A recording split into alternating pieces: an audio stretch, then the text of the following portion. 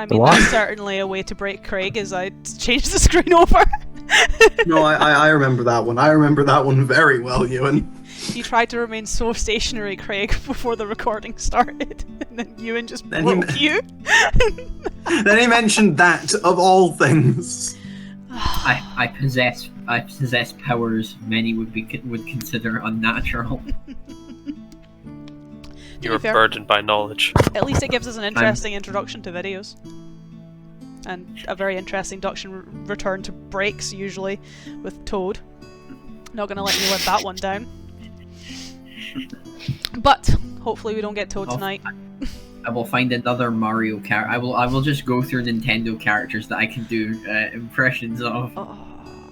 One day we come back from a break and it's, show me your moves! What Mario character's that? It's not a Mario character, it's Captain Falcon. F-Zero. Paul showing his baby in more things. Gamer. And Paul's a baby in Sorry, more things I didn't play that one F-Zero game that came out in the 80s, or whenever it was. It was the last one came out on the GameCube in the late 90s, early 2000s, and also Falcon's been in Smash since like Melee. Yeah, why don't they make a new F-Zero game? Like, if they keep having him there in Smash, why not make a new F-Zero game? It's not profitable. Why? Just make a kart racer, but it's F-Zero? Like, why not? Before either of you start a rant. Why have they never put? Why are we ranting in a D&D podcast? Anyway, I do just want to hop in before we move on. Captain Falcon's been in Smash since 64, not just Melee. He was one of the original 12 fighters. God, I hate playing D&D with nerds. Yeah. Give us another F-Zero game. Please, I like him, Matthew, just sitting in the corner, and I'm really sorry everyone watching has just had to listen to the three of you rant. This is what Matthew and I have to put up with on a general basis. I know what Smash Brothers is, thank you very much. Why are they talking about Alabama? But,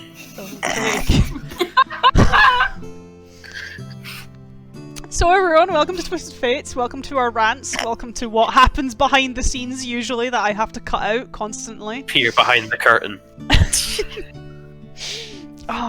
I'm your Dungeon Master interrupting this rant, and as always these are my boys who are slowly doing my heading this evening. Craig, Ewan. Hello. Good evening. Matthew. Hey. And then Paul. I actually played Falcon a lot. Subject of rants, and usually the target of even more rants. And before any rants start again, I'm going to jump straight into the recap for last session, just so that the boys don't have a breath, because they're going to get one later on and I'm scared of what's going to happen for that. But if you haven't seen the last episode, last time our party had kind of their first half of their first day in the Citadel.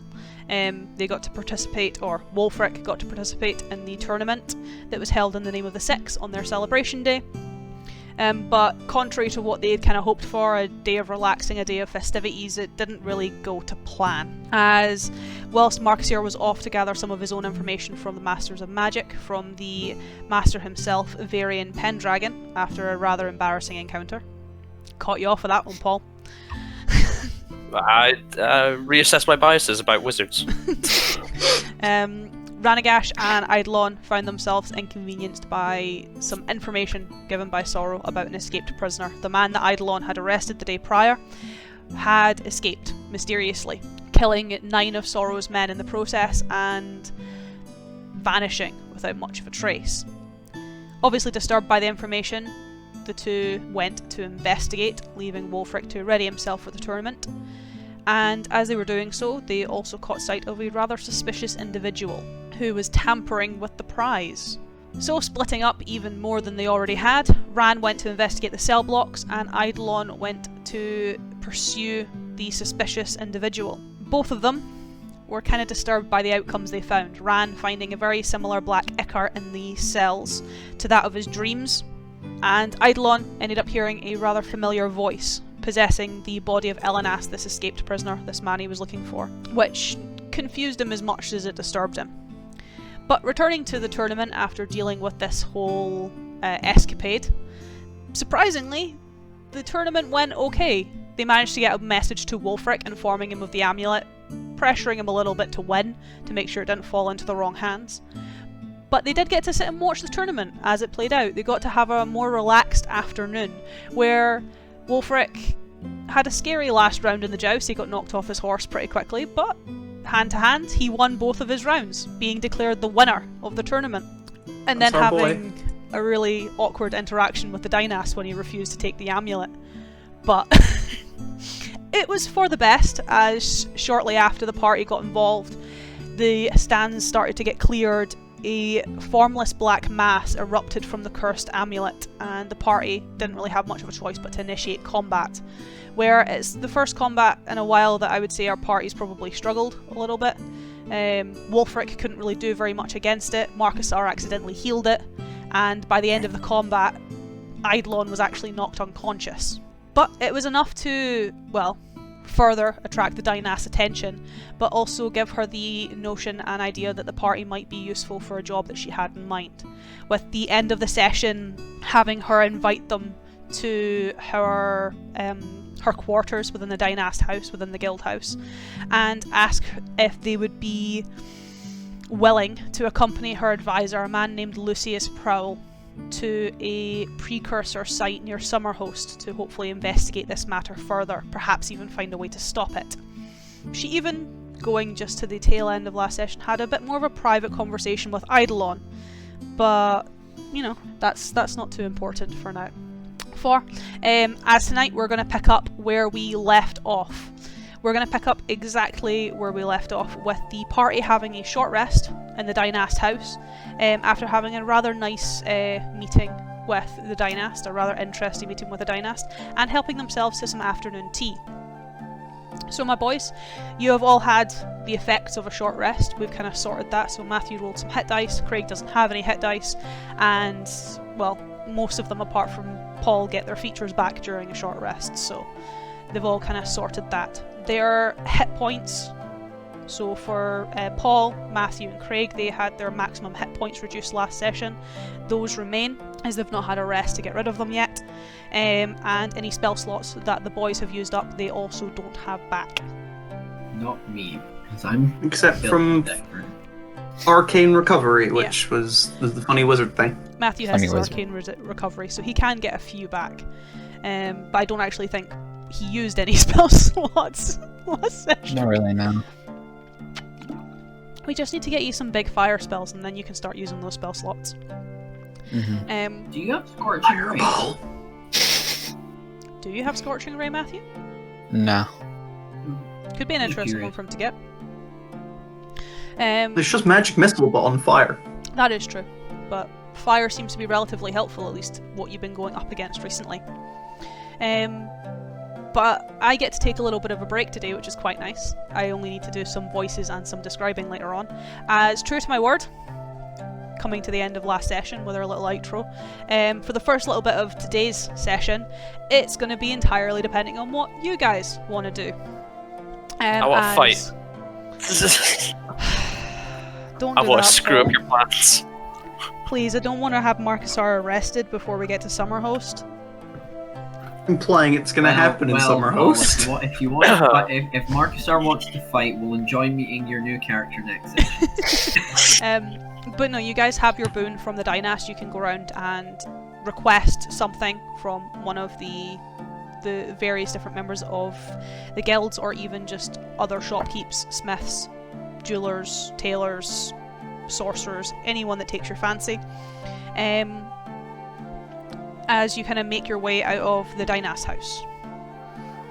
Were Varian and Sorrow still in there when we left? They will have left shortly or just before you guys.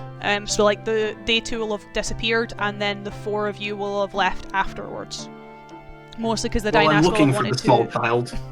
Right. Mostly because the Dynast will have wanted to speak to the two of them in a bit more of a private matter. So they will have left, and then you guys will kind of been left to your own devices. Though you know if you're probably looking for him, your best bet would be to go to the libraries.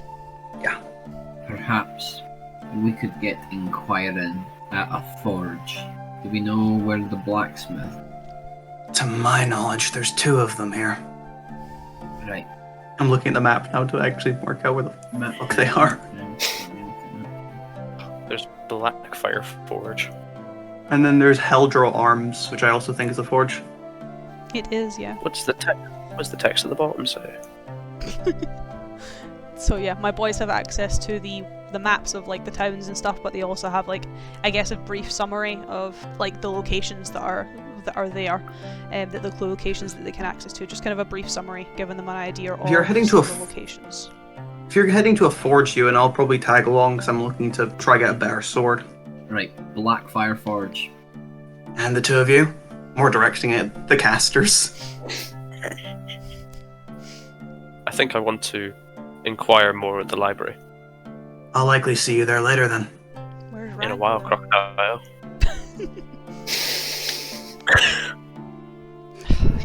Don't call me an alligator, it's offensive to Dragonborn. Could call you a worm instead. Don't like that either. That's more offensive somehow. That's the point. Right. And what about Ran? So I'll be varying as well, because magic. Varian just seems to be the person that everyone wants to see. he's an interesting. He is a master of magic at the age of 13. So And a snarky little shit as well. We'll speak to him possibly. I have a feeling everything I'll be looking for is a forge. As for Ewan and Eidolon, or Wolfric and Eidolon, one of you give me a survival. You can do it with advantage, so it just depends on whoever who has the higher bonus, which I'm assuming. There's a plus Survival. +3. Mine is +0, so you do it with advantage. I also want to say something to Wolfric before we get there. It's more just to see how you're navigating the city, because you're still pretty new. A lot of these locations will be, there you go, easy to find, but it's just how quickly or how deftly you're able to actually find them. But I will let you have a little bit of RP as you're on your way there, splitting off in the old town, letting Ranagash and Markusar head to the libraries, as yourself and Wolfric head to try and find the Blackfire Forge in the western walls. It would be more just like, as we're like turning, more just like looking for the forge. Eidolon would more just turn and just say, when we have a chance today, there's somewhere I do want to take you. Aye. Whilst I was talking to the Dionast, I thought it would be more... Well, I thought it was a better chance than simply around the table. I asked for the location of the beast you're looking for. And did she say anything? She didn't know, but she said that if we ask Sorrow, and say that she sent us to do it, by the sounds of it, he knows at least something. There's more to this than anyone here's letting on. Oh, almost definitely. But I thought you'd want to know. It gives you a solid lead for once. Appreciated. Claps a hand on his shoulder as they head towards Blackfire Forge. Forge.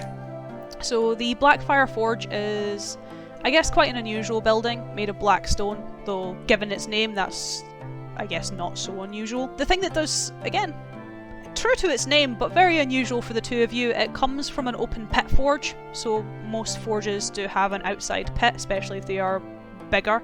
However, the fire that is burning in said pit is not orange, it's not blue, doesn't even have purple tinges to it. It is black fire. The flames are black. They are burning regular coals, they are burning regular wood, but for some reason the flames just seem to be burning black. That's not healthy. It wouldn't be healthy if there was black soot, but the smoke seems to be almost white.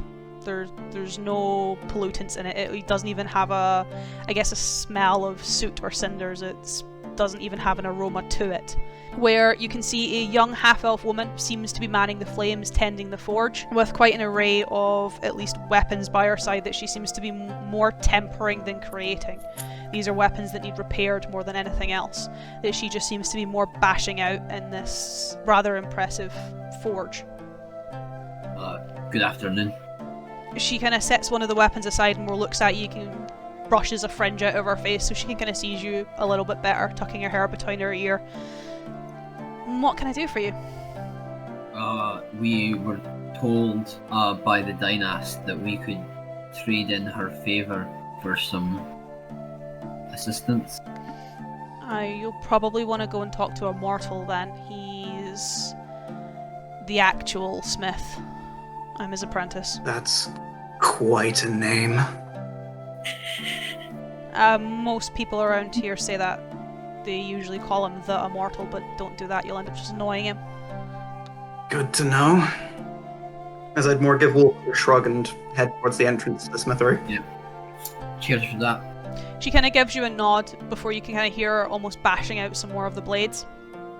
The inside of the shop is quite dark, though it seems to be lit magically. There is no open flame in here. Everything seems to be almost quite contained. There is quite a lot of impressive weaponry along the walls.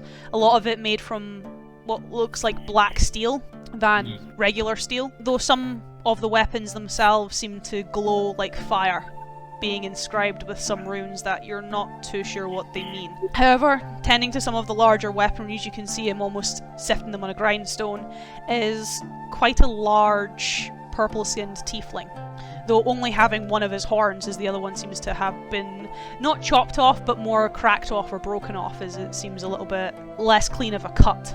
As the two of you walk into the stops, he looks at you, though taking a step back for the both of you, his eyes are black.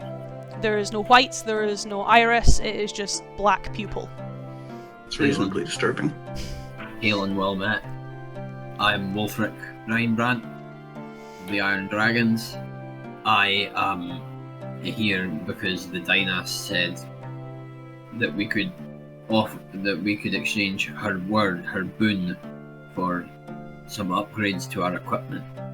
Whilst Wolfric's talking, more just in a more just a perusing sense, looking through the equipment that's laid out inside the shop, taking measures of the blade, seeing if the stock here is, I'm assuming by the looks of it, it's pretty damn good, but it's more just affirming that. Give me just a straight intelligence. Give Just see how Eidolon can size up some weaponry. it a shot. That's a nat 1. That's impressively bad. These are metals you have never seen before. These are weapon styles you've not seen before. They look pretty heavy, but you don't want to start pulling stuff off the walls to test their weights. That's fine. As the tiefling sets the sword aside from the grindstone, you can kind of see the blade itself almost sparking, starting to ignite. As he stands up, looks at the two of you. Well, I'm not giving you anything too expensive, but I can see what I can do if you have an idea of what you want. I see you've got some runes on some of those weapons. He takes out his great axe. If you could put one of them on this, it would be greatly appreciated, and possibly some plate mail. Just happen to have some lying around. Plate mail lying around, that's a good one. That's a good one. I can see what I can do in terms of armor, and in terms of your weapon, as he kind of more holds out a hand to take the axe from you. He takes it, he kind of twirls it. He looks quite thin, but he handles your axe with ease, like spinning it is as easy for him, it seems, as it is for you. I wouldn't advise carving runes into this. Your metal would break, it's much too thin. I could do something, though you would need to tend to it a little bit better. It would probably make it quite dull, at least at times, and you certainly wouldn't be able to slash with it, but the runes you're looking at as he gestures to the weapons, they're from a metal called ignium. It's incredibly flammable, and, well, it's why most of the magic in here is used to keep the lights on, rather than actually using fire.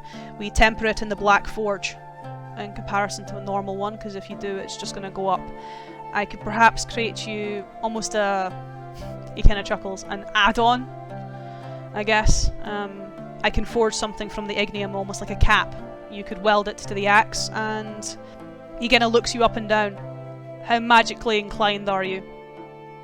Not particularly. That means not at all. But I have allies who are more magically inclined. It's more if you're using the axe, you'll need to speak the words, so that's... Do I designate the words, or does the weapon designate them? They are usually spoken in the tongue of the element, so you are working with ignium, so you're speaking in ignin. I can teach you the words, but I wouldn't go about shouting and screaming them, especially in here if you don't mind. Oh, would it trigger all of them at once? You're to put it in, I guess, common tongue. In ignin, what you are saying is on fire. You don't want to say on fire in primordial in front of metal that turns on fire. It's let's just say I've lost several apprentices that way. That's one. It's funny, but... Rip. Yeah. Don't want things to get too hot under the collar. But anyway. Yes, let's just say my shop wasn't always made of black stone, I'm just fed up cleaning it. But no, Rip. I can work something. I would probably advise if you have the time. It's not something I could do. I'm not good at plating weapons. I make them from scratch usually. But if you can plate your axe in something stronger, get a stronger steel, and just make it that little bit stronger, the guard won't wear it as much. It will also just make it more effective. But when How you're... would I go about coating it? You would probably need to find a smith who is, I suppose, a bit more skilled in either recrafting or plating weaponry. It's not, as I said, it's not something I do, and even Seraphine, the master smith, she's good, but even she can't do plating like that. Didn't the dwarf in 10 say that he could do that for you? Dwarf in Tenon said he could do that. Dwarf? Yes, oh my god. I did not note his name down, but he's one of the twin... There's a set of twin blacksmiths in Tenon. One of them said that he could replate my axe. I believe their names were Brock and Centauri. But yeah, Brock and Centauri. Ah, I do know of the pair. They were actually, well, they did work under Seraphine for some time. Pretty good blacksmiths from what I told. Dwarfs though, plating is usually their specialty, so I wouldn't be surprised if one of them could do it for you. It's more just a thought going forward, especially I can't really say what the Ignium would do to the axe in its current state. There is a chance I could put this guard on it and your axe could melt. I'm not saying that's going to happen, but the metal's quite temperamental, so I can't really vouch that it won't. Would you be able to attach it and then I could go and get the blades tempered later? Yeah, the guard is removable. You don't want to keep a guard on an axe blade for too long, you'll lose all use of it. The guard comes off, goes on, you then speak the words, you can have fire or you cannot have fire. I wouldn't keep the guard on without fire though, because then you're just going to start smacking people around. It's not going to slash, it's not going to cut, it's just going to kind of club them. Alright. But... do you have any metal that would be advisable to coat it with? Not soft, I wouldn't advise palladium or even platinum, though very strong. If you're strong enough and got the money, you could plate it in black steel or morning steel, but I could give you a small supply of it, see if the dwarf could do anything with it, but even then, it's temperamental in terms of how to forge it. Simple Don't know if we'll dwarven have the steel. time anyway when going through Tenon. That is true. Morning Don't steel know. takes several days to work with, but as I said, simple dwarven steel would even be enough. It's usually forged at cooler temperatures than regular steel. Is my axe not dwarven steel? Not at the moment, it is just regular. It is just a regular axe at the moment. One of the things you were looking at with Centauri was getting it turned into a dwarven steel axe. Alright. Which would make it 2d12 instead of 1d12. Poggers. Right. But if you don't mind being separated from your axe for perhaps an hour or two, I can get the guard made. That would be appreciated. In terms of plate, though, as he kind of sets your axe down upon his desk, heads into the back, it's not something I really have at the moment. You're looking for something stronger than what you've got, yes? Yes. Let me see. No, I don't have anything. Though I'd probably advise, if you're still looking for something, to go and have a look at the Heldro Arms. Talk to Seraphine. She might have something for you. I myself, at least at the moment, sadly don't. It's not too far from here, so it's not too difficult to find. It's closer to the docks in comparison to we are. You should be able to Thank you navigate very it easy much. enough.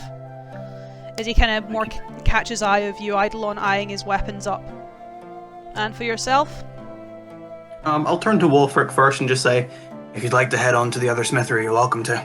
I'll meet you there. Right, meet you there. And I head off to the other. I head off to... Heldro Arms. As Eidolon, you are left with the tiefling, known as Yeah. Immortal. Yes, it's a strange name, but you know what? I respect him for it. Whatever gave him that virtue, good on him. I would turn to him in that case and just give him a polite nod. Yeah, I would be looking for a better weapon, though unlike my friend there, I'm not too concerned about keeping my current one. That'd make things a lot easier. You can usually just peruse the shelf for that. Yeah, but unfortunately enough for me, I'm not used to any of the materials used here. I'd take up my own sword, and if he's got like a counter or something, Yeah. just more put it on it. This is the only type of blade I'm used to. Not the best blade, but a rare blade at that.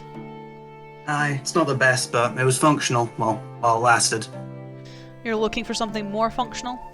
Sort of, though if it's worth anything, I'd likely want to either sell it or trade it in. I have something else I'd like to use the aforementioned Dynast's favor for. And if it is not worth a flat upgrade, I would be willing to put some gold down too. Even if it was just aforementioned a dwarven steel blade. Well, I don't work with dwarven steel, I'm afraid. What do you work with? He kind of gestures to the wall. I told you, as I said to your friend, I work with ignium, primarily.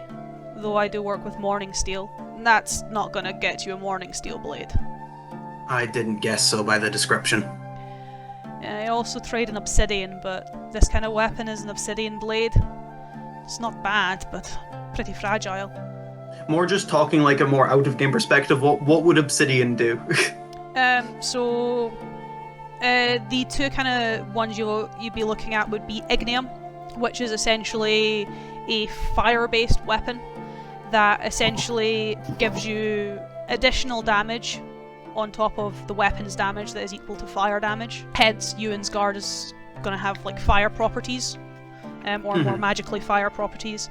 Obsidian won't really have any big implications, as in most settings it can also be referred to as dragon glass. So from that implication you can imagine what obsidian is good for. Essentially just killing dragons. Yeah. In terms of mechanically dice wise, where is my book?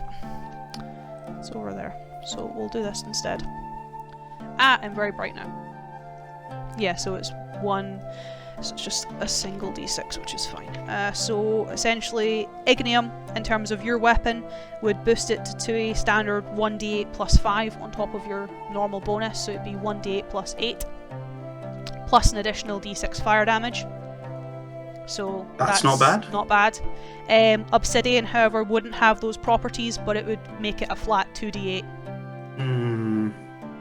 It's also a cool black blade, but ignium is also black. It just looks like magma, essentially. I don't really want to go for fire for the sole purpose of I like Wolfric having the fire blade.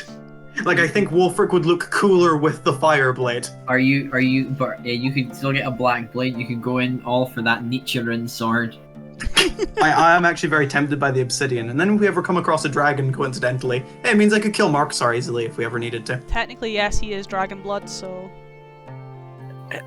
I take offense to that statement. It's not wrong, though. You're a dragonborn, that's kind of in your entire portfolio. More like the implication that you could murder me. Also 10 out of 10 Shoot the people occasion got that around. reference. But yeah, mechanically, outside of like, I guess the RP side of it, that's what the two differences in the blade would be. They're both relatively on par in terms of like base price, because ignium tends to be rarer and harder to work with, but obsidian is just rarer flat. Would I be able to get an obsidian blade by trading in the sword I have and the gold I have? Because of the type of weapon you use, actually, now having a sudden thought, is your weapon slashing or piercing? Slashing, why? Then I'm fine, I got it right. Because of the... just my brain was like, it's a slashing weapon, but then I was suddenly doubting myself. No, because of the type of damage you do and the type of weapon you wield, the price is different than if it was a different type of weapon. So they are pretty much on par with regards to what you could probably trade for. The obsidian one is slightly more expensive, but those are kind of... I'm looking for a yes or a no, Em. Sorry, I'm doing an explain. Jeez. Those are the two he's offering you, so yes, is the short answer, without the explanation. It's more you'd given the explanation. I knew what I was getting in for there. Let me waffle. How much would it be? All the 24 gold I have, or would it be like 20 of the gold I have? Let's go 20, and then you would keep the 4. I'd essentially keep the sword on the table, take out about 20 gold pieces, put it on the table, and just say, "I like the sound of the obsidian blade." As I said, they can be a bit temperamental, especially if you go smacking hard things with it. I'm not exactly used to smacking things, more hitting where I need to hit. I'd also advise probably practicing with it, as he kind of takes one down from the shelves. You're not hitting anything with a metal anymore, you are hitting things with rock. That's new.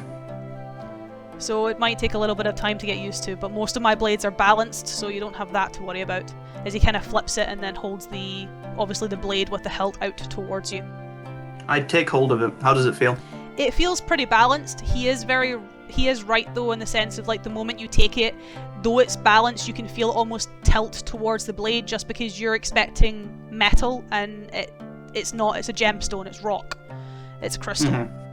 But it feels quite nice, it looks quite nice, and you can even see the light of the kind of dancing flames around the room shimmer off the edge of the blade. It looks really sharp. This'll do nicely. As you watch as Immortal kind of walks around his counter, takes out a more smooth stone, not a traditional whetstone. It's almost like hardened cloth or satin, and kind of places it on the table. You'll also need one of these. I'd essentially just take out my old whetstone and replace it with this one. You don't need the old one anymore. You don't want to be touching this on a grindstone, or you're just going to snap it and shatter it, and then that'll I really be a wouldn't guess waste. so. It's not exactly a metal anymore. No. It will cut faster, it'll cut harder, but you might find it takes some time to get used to. I've got the time to work out how it works, so thank you very much. He kind of gives you a nod.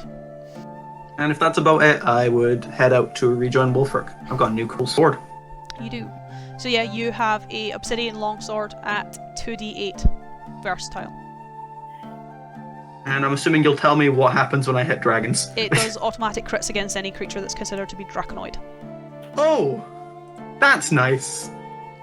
So Note to self, don't piss off Eidolon. So any creature that has a dragon tag across it, so obviously dragons, but like wyverns as well, or Dragonborn? drakes, pseudo dragons, those it will deal automatic crits to. So basically, if we ever encounter a really annoying warlock, Eidolon can shiv his familiar. Yeah, Just. I like this. And your guard is being made. It will be made in a couple of hours, so you can go back and get that, and then I'll tell you what that does.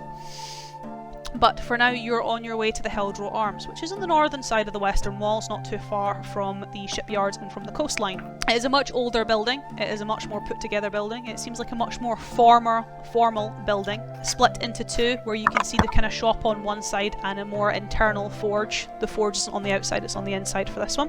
Though the kind of big barn doors are swung open, and you can kind of see a relatively, I guess, hench young woman, kind of early 20s. It's the only way I can describe her as hench.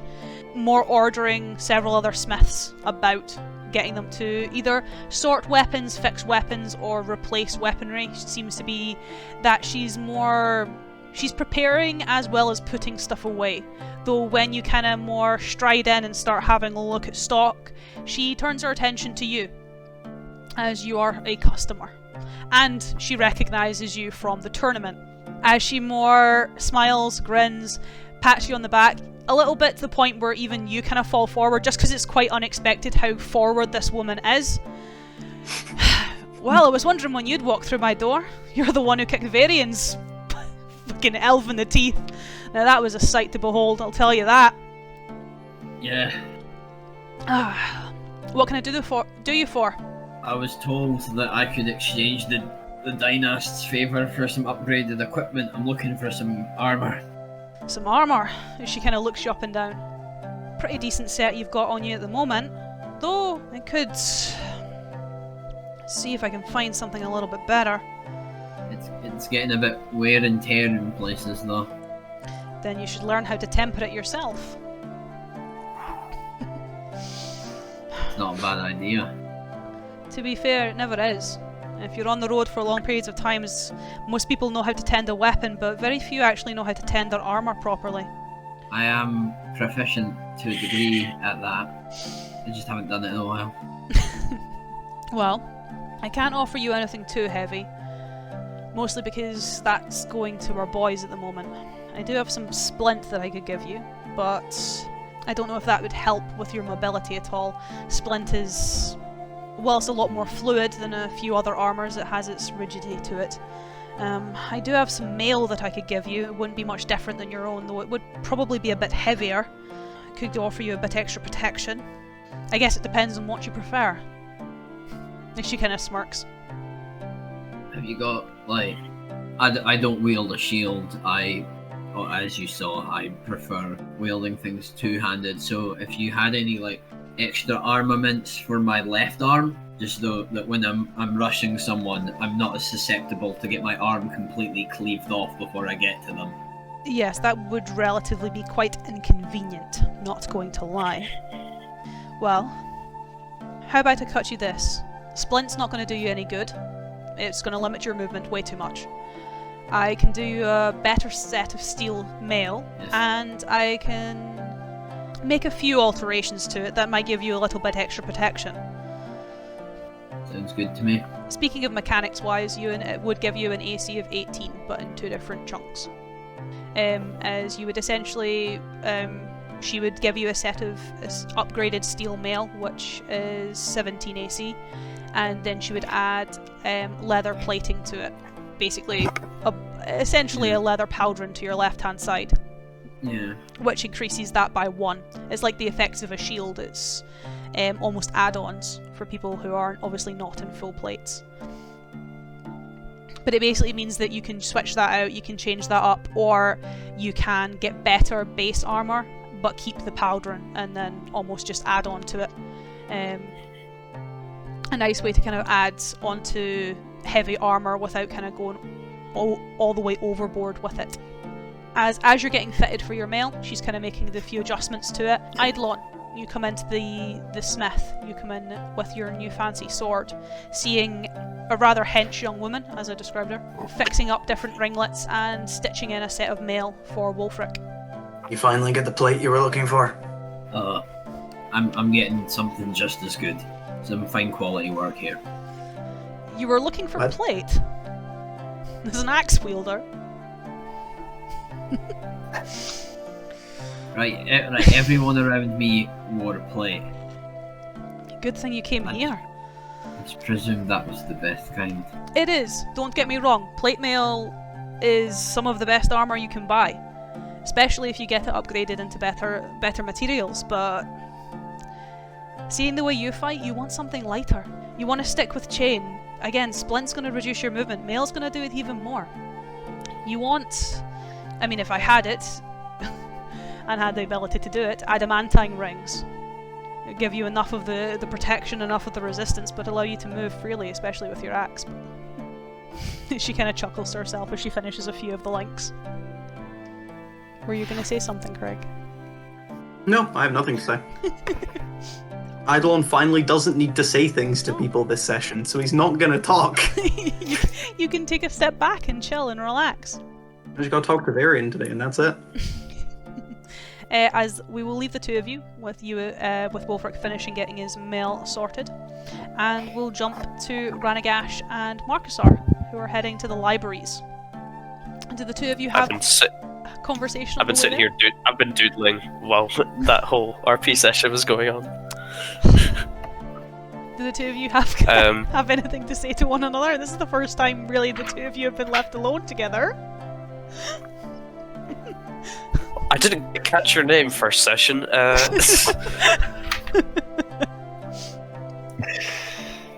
What might you be going to see the Masters of Magic for? Well, I don't know if you've noticed, but spells are what I do, so maybe he seems like the man to talk to if I want to get better at that. He did seem quite impressive earlier, going up against that thing, whatever it was. Indeed.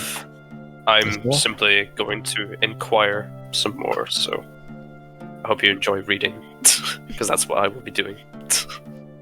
can certainly try. As the two of you head towards the libraries. Most of the, I guess, quite a lot of the populace of the Citadel are actually gathered around the library or are being tended to by various sages or scholars. A lot of them seem to be seeking counsel or wisdom or just information. Given what had happened earlier, that's not too unsurprising. Though the two of you can pretty easily get into the libraries, into the main building itself, where you can't see Varian, at least not at the moment. Do you specifically look for him, or do you kind of want to peruse the library a bit first? I suppose just enter the library on my own. Anagash can follow, obviously. Is it like labeled out, like this way for druid stuff, this way for sorcerer stuff? This is non-fiction. Nope. Do they use the Dewey Decimal System? It is. It seems to have an order to it, however, it's not an order you are familiar with. To which case, what are you looking for? Where's young adult fiction? Why am I not surprised that Markusar reads YA fiction? It's all there was available in Summerhost, you know? What are you looking for in specific, Paul, in terms of tomes and books? Well, I know Varian mentioned that there was an older druid who is part of the Golden Sun, and he had information. He gave quite a lot of it last session, but I, like an idiot, didn't write much of it down. So I was going to maybe read up more on that, especially because he said it was around Summerhost, so I feel like maybe I could read and maybe I would gain more knowledge before we ever went back there. And then also just look at some nature shit, because Markusar's kind of like,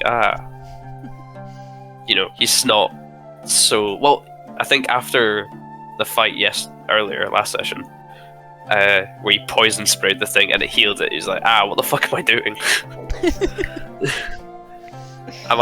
Do I have any clue what I'm actually supposed to be doing? So maybe he's like, maybe I should look up some nature-y kind of spell books, and maybe I've been learning things wrong and need to refresh my memory. Give me a wee investigation, just as you're having a wee look around. See if you can find anything that takes your fancy. That's just a straight D20. 6. And this is when Paul regrets not taking notes in that last session. Is you can't seem to find any of the notes that Varian, or at least was referencing when he was kind of telling you about the artifact you were looking for. Though, is Ran with you? What's Ranagash doing at the moment? He's gonna be just looking for Varian.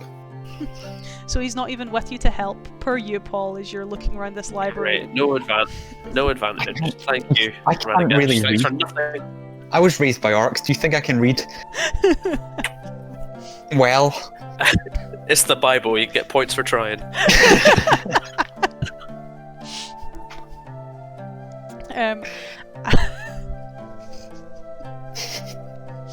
I need to watch those again. I miss those movies.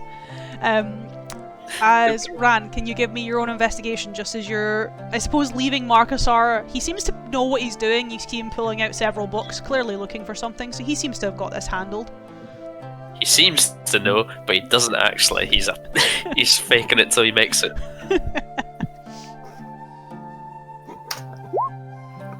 18. Oh, You kind of wander, you peruse a little bit of the library, though you do eventually find Varian. He's, I guess, quite easy to find now that you know what you're looking for, as he is more returning several books. He too, in a very similar vein to Markusar, almost seems to be looking for something, though doesn't really seem to be having any luck, as the tower of books that is currently by his side, being held up by several of, you assume to be mage hands, are being hurriedly put back almost frustratedly. As he seems to be muttering to himself, though you don't really understand what he's saying. Just kind of, excuse me. The kind of hands part, and you kind of see him more look at you through a field of books. Yes. Ranagash, was it? Yes, indeed. The bastard, if I remember you introducing yourself to the Dynas correctly. The very same. What can I do for you? Well, speaking of the diner, she told my friends and I that we could exchange her word for boons from the masters to help us deal with. Well, you saw it. You probably know better than I. That's actually what I'm trying to find out, so we'll hold our horses on that assumption at the moment. But yes, I do recall. You're looking for something for myself. Yes, you seem like the man to talk to about spells and spellcasting. So I've been told, though you will have to be a bit more specific. Well, I think I have a wide enough range. It's more... How do I get more bang for my buck? Is that the expression? You know? You want to be able to do more with your magic. A bit more, yes. That's understandable. I remember when I couldn't do very much, but even then that wasn't that long ago. I could probably find something. I'll probably have something for myself, actually. I'll see what I can find. If you follow me, I'll leave these hands, they can put the rest of the books away. I'll see what I've got in my drawers. I usually have something interesting lying around. As he you watch as he kind of waves a hand and several of the mage hands start putting the books away. Though you can notice that some of them struggle a little bit by putting books in the wrong places, knocking kind of other books off the shelves or out of the shelves or not quite fitting in the shelves, as Varian leads you through the labyrinth of bookcases. As he's kind of passing to, I guess more of an artifacts room, kind of museum style with a lot of different pieces on display. You pass by Markusar still randomly searching through books. You're beginning to think that he doesn't know what he's looking for. Even Varian kind of catches him in the corner of his eye. What are you looking for, Markusar? Oh, hello, Varian. You mentioned earlier about a book from Elvish Druid. Oh, the Dream's Door. Yes, I was wondering if I could maybe read it myself. You're a little bit too low down for that. You'll want to go further up the tower. Would you mind getting it down for me? Can you not use your legs? Oh, these weary things. I thought maybe you, in all your majesty, could get it. I mean, if you said please. Don't know why I'm being such a snarky shit. Your default setting. Yeah, true. Fine, I'll climb up and get it. Well, actually, you'll find it quite easily. Okay. You'll see what I mean when you get there. And do I climb up the ladder? Is it like on the same bookshelf, right? No, so it's essentially just like there's a spiral case of bookshelves, there's a set of stairs that go onto another platform, and then there's a set of stairs that go onto another platform. Okay. As you start, I go up there. as you start making your way up the stairs. Sorry, I misheard. I thought it was just like an infinitely tall bookshelf with like a really tall ladder. You know, with like it's on the wheels that you can like. I mean, there's slide along. There's a few of those too, but I feel like if you got to the height of this tower on one of those and fell, there's not really coming back from that. Yeah. Well, I can go up the staircase to where I need to be going. As Varian takes you towards quite a few of his collections of artifacts. You see quite a few of them are not so much behind glass, but more behind wards, though the artifacts themselves almost seem to be jittering and jolting, almost spasming and writhing. Like they're perhaps in the wards not for people stealing them, but more so that they can't get out. As between weaponry, armor pieces, staffs, even some rings, you see he seems to have quite the collection, either for his own personal studies or, well, you can assume why a lot of these things are here, under the protection of the Master of Magic. Bavarian instead takes you towards, I guess, his own office space, though that's very much an overstatement to the description of this very small room covered in parchment. From floor to ceiling, there is things just plastered everywhere, whether that be diagrams, pictures, scribblings, post-it notes of like random shower thoughts. or just open books. He just seems to have everything everywhere, with almost like thin threads just connecting it all together. Though you have no rhyme or reason to what he's researching or what's actually going on. It seems to make sense Carol for him. written in big letters on the fucking board. Carol! It seems to make sense for him as he skirts over the threads and starts just sifting through several drawers. Again, kind of muttering to himself before kind of turning his attention to you as he's kind of pulling out several things, almost looking for something. So, forgive me, how did you learn? He'd sort of reach down to his little bag of runestones and take him out, maybe put a few on the little tiny bit of empty space in this room and be like, I have unique talents, shall we say. What do they call it? Prophecy, that's the word, you know, and sometimes the things that they aren't terrible and awful and are actually useful. Well, it's certainly interesting. I've seen runic magic before. It's quite common amongst orcs. I've studied it myself occasionally, but it's never actually worked. Hence, I ask. It's no... That actually makes it sound really insulting. A lot of orcish culture is based off of, I guess, prophetic visions through shamanistic practices that don't really work. There's actually very little in terms of proof that that kind of magic exists amongst orcs. Hence, it's curious you've actually got them to work. In the long and short of it. I assume you're from Mire, yes? Similar to Sorrow? Yes. Yes. So, hence, you're not a wizard of the Citadel, or even coming from Summercross or Westcross, so it's even stranger that, I guess, an orc, although you are a half-orc, so perhaps magic on your mother's side, or father's side? Mother's side. I don't want to make the assumption, but actually, it kind of works either way. The assumption's kind of strange. No offense. So, as he kind of more chuckles relatively awkwardly, realizing the implication of what he's just said. So divination magic. Yes. Does it actually work?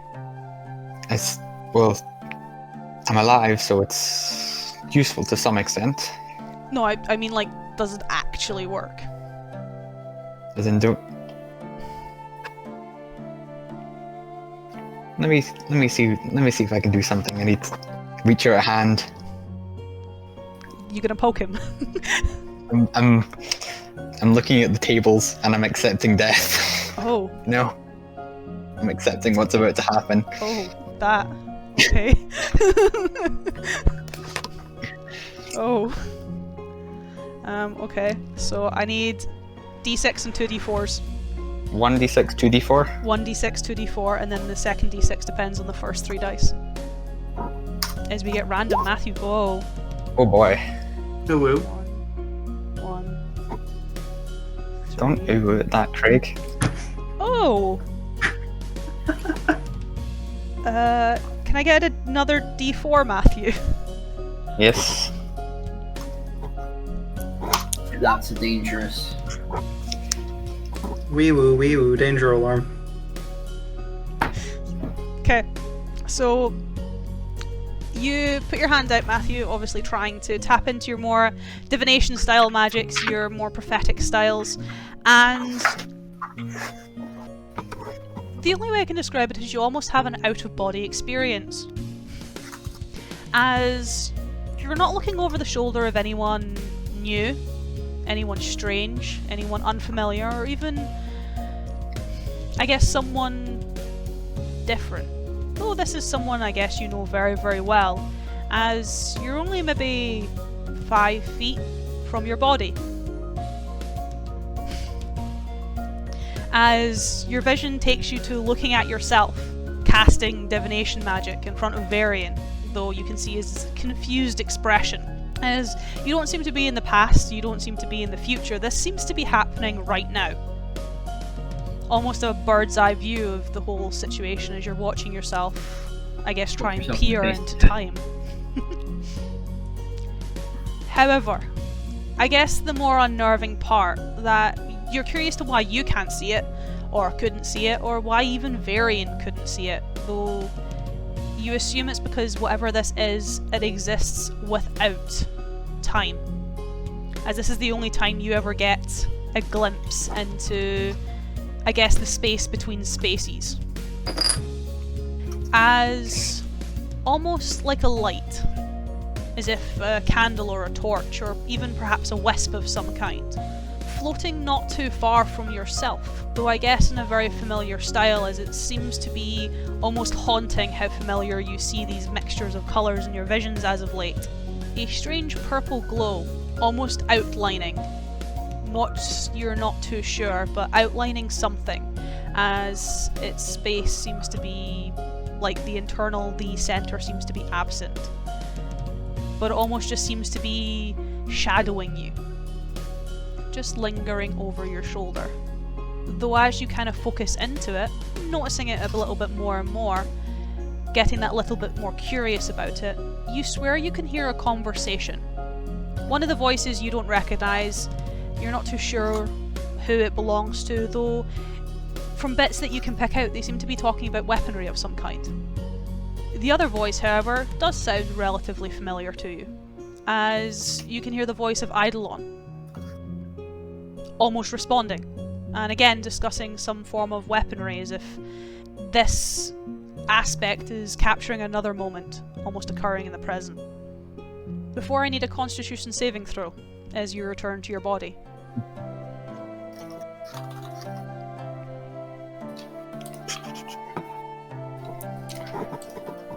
+2. Nice! Hey! You don't even shudder as you come to with Varian standing before you, I guess with a raised eyebrow, looking relatively confused. That was a new one. What do you mean? No past, no future. Here, but not here.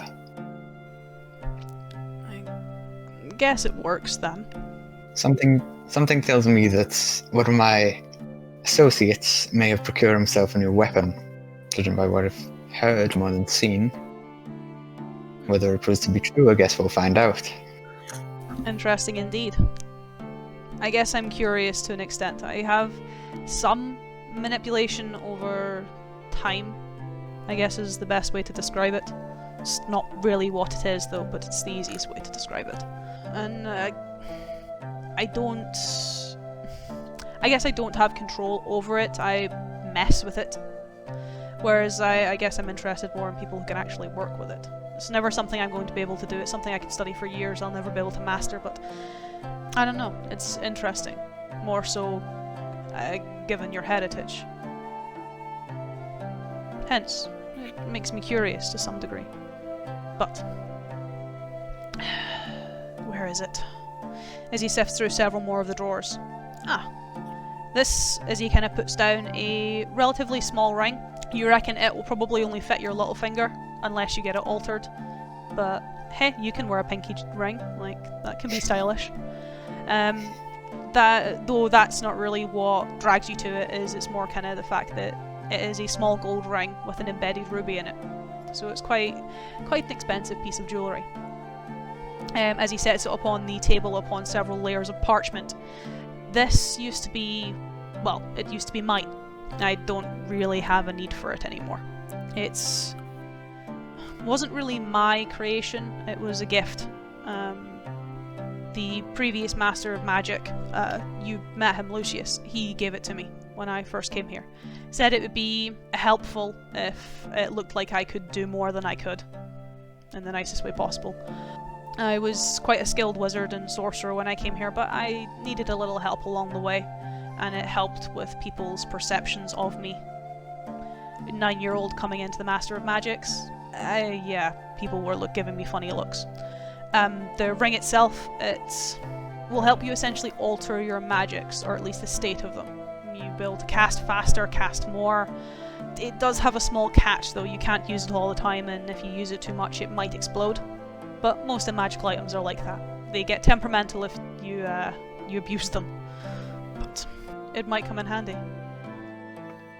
Are you sure you don't want to part with this? It seems expensive. It's well, if you want to sell it, it's definitely worth a lot. I wouldn't advise it though, mostly because it would actually be quite useful for you. But no, I actually can do what this ring can do tenfold now. It's why I don't wear it anymore. It was a party piece that made me look more powerful than I was when I started, but the stuff the ring can let me do, I can do on my own now. Well, it's greatly appreciated then.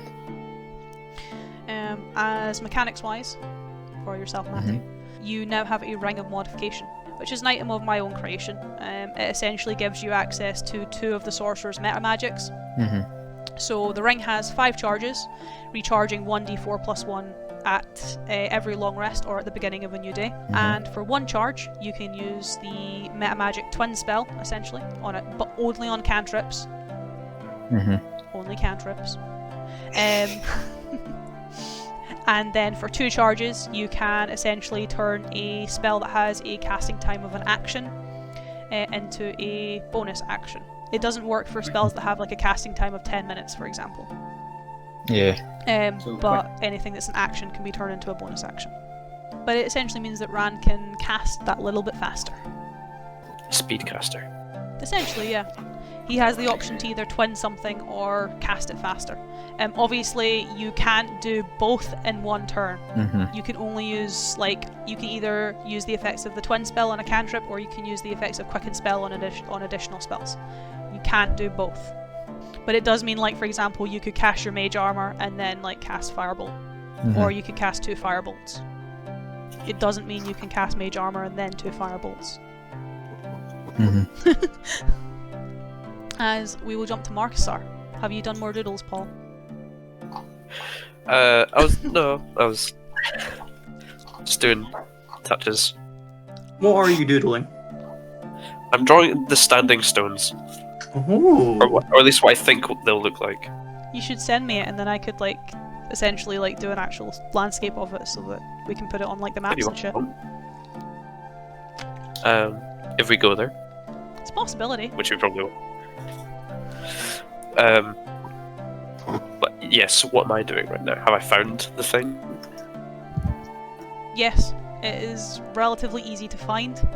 you More said. so because I guess the section dedicated to it is one of the sections of the library that has perhaps been left to dust, as not very many of the books here have been pulled from the shelves in a very, very long time. Similarly, the shelves themselves are not very full. The writings seem to be quite scattered. The tomes seem to be a mixture of old-fashioned chain tomes and even smaller, newer tomes, made with more hide leather rather than vellum. Give me, I guess, a wee investigation again, just as you're kind of flicking through them, see how much information you can gather from them. Always rolling No. high. Not doing well tonight, are we, Paul? No.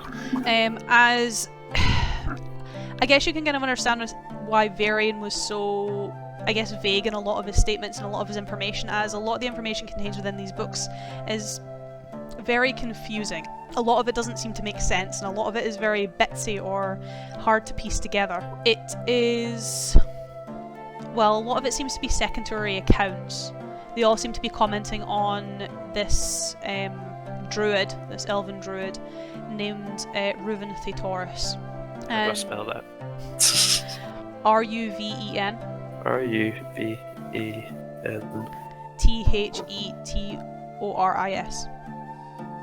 Theoris. Is that what you said?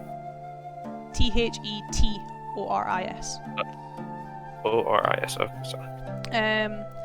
As they kind of describe him, or at least some of them describe him as being the father of the old faith, coming down from Aramba, coming down from the walls of Aramba, and discovering the She, or being the first communicator with the She, the first one to talk to her, to,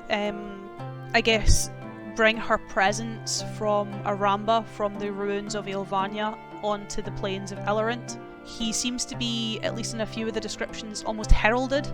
He seems to be a peacebringer, or described as being a peacebringer, between a progressing citadel and the peoples of Ellerant, as well as being the father of your religion, as the founder of the Golden Sun. In terms of the comments on the Dreams Door, that's where it gets a little bit more sketchy, and where the information becomes less like a eulogy and a bit more cryptic, as it comments that Theodoros was the first one to see the Dreams Door, in very scholarly fashion, his dream, but he never passed on information about it to anyone.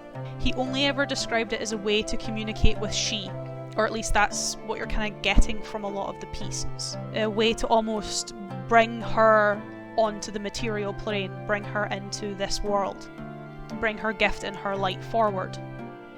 In terms of its actual location, that seems to even be less clear, as some books speculate that perhaps he found the door whilst on Aramba, as that is where Theodoros was originally from. But others say that he found the door after he left Aramba. He saw it in his visions once he found the Standing Stones, and that's why the Standing Stones were declared the epicenter for the Old Faith. The descriptions seem divided, and the details even more so, as people seem to be putting their own flavour to it, depending on what they want to believe, what they want to read. Is there any... Can I see any readings that specify what information would be in Summerhost, or is it simply that it has something to do with Standing Stones?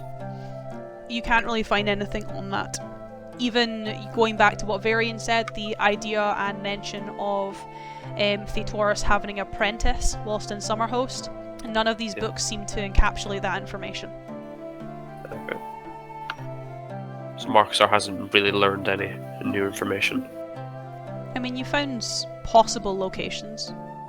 Yeah, but if he wants more, he'll have to go to Summerhost. That's what I'm getting. Like he had an apprentice, and so I'm thinking if I go to Summerhost, I can maybe find some record of who his apprentice was. Though I think I have an inclination on who it was. Paul is theory crafting. Yeah. I guess Markusar will close this tome as he has gained everything he can from it for the time being. As rather erratically, I suppose, we will jump back to Wulfric and Eidolon. Finishing up in the Heldrel Arms, where will the two of you want to go to kill some time? As I said to Markusar and Renagash, I intend to head to talk to Varian. Would you head there kind of after Ewan's or Wulfric's armor's done? Yeah, I'd chill with Wulfric for a bit. I am very wounded still, so I need to take any chance I can just to sit and relax. As Ewan, you now have your new armor all nice and finished. Hell yeah. I'm imagining like nicer, shinier links and like studded kind of protruding leather pauldron, bits of leather armor down one arm. Almost turning into like a sleeved gauntlet. Yeah. A proper like leather gauntlet as well. Gives you a little bit more protection, but even like as you're wearing it, it feels a bit heavier because obviously it's a stronger type of metal, it's a more dense metal, but it gives you a lot more it's a lot of the same maneuverability. You don't feel restrained, you don't feel tight, everything feels nice and loose and limber. As the two of you I'm a bit stronger.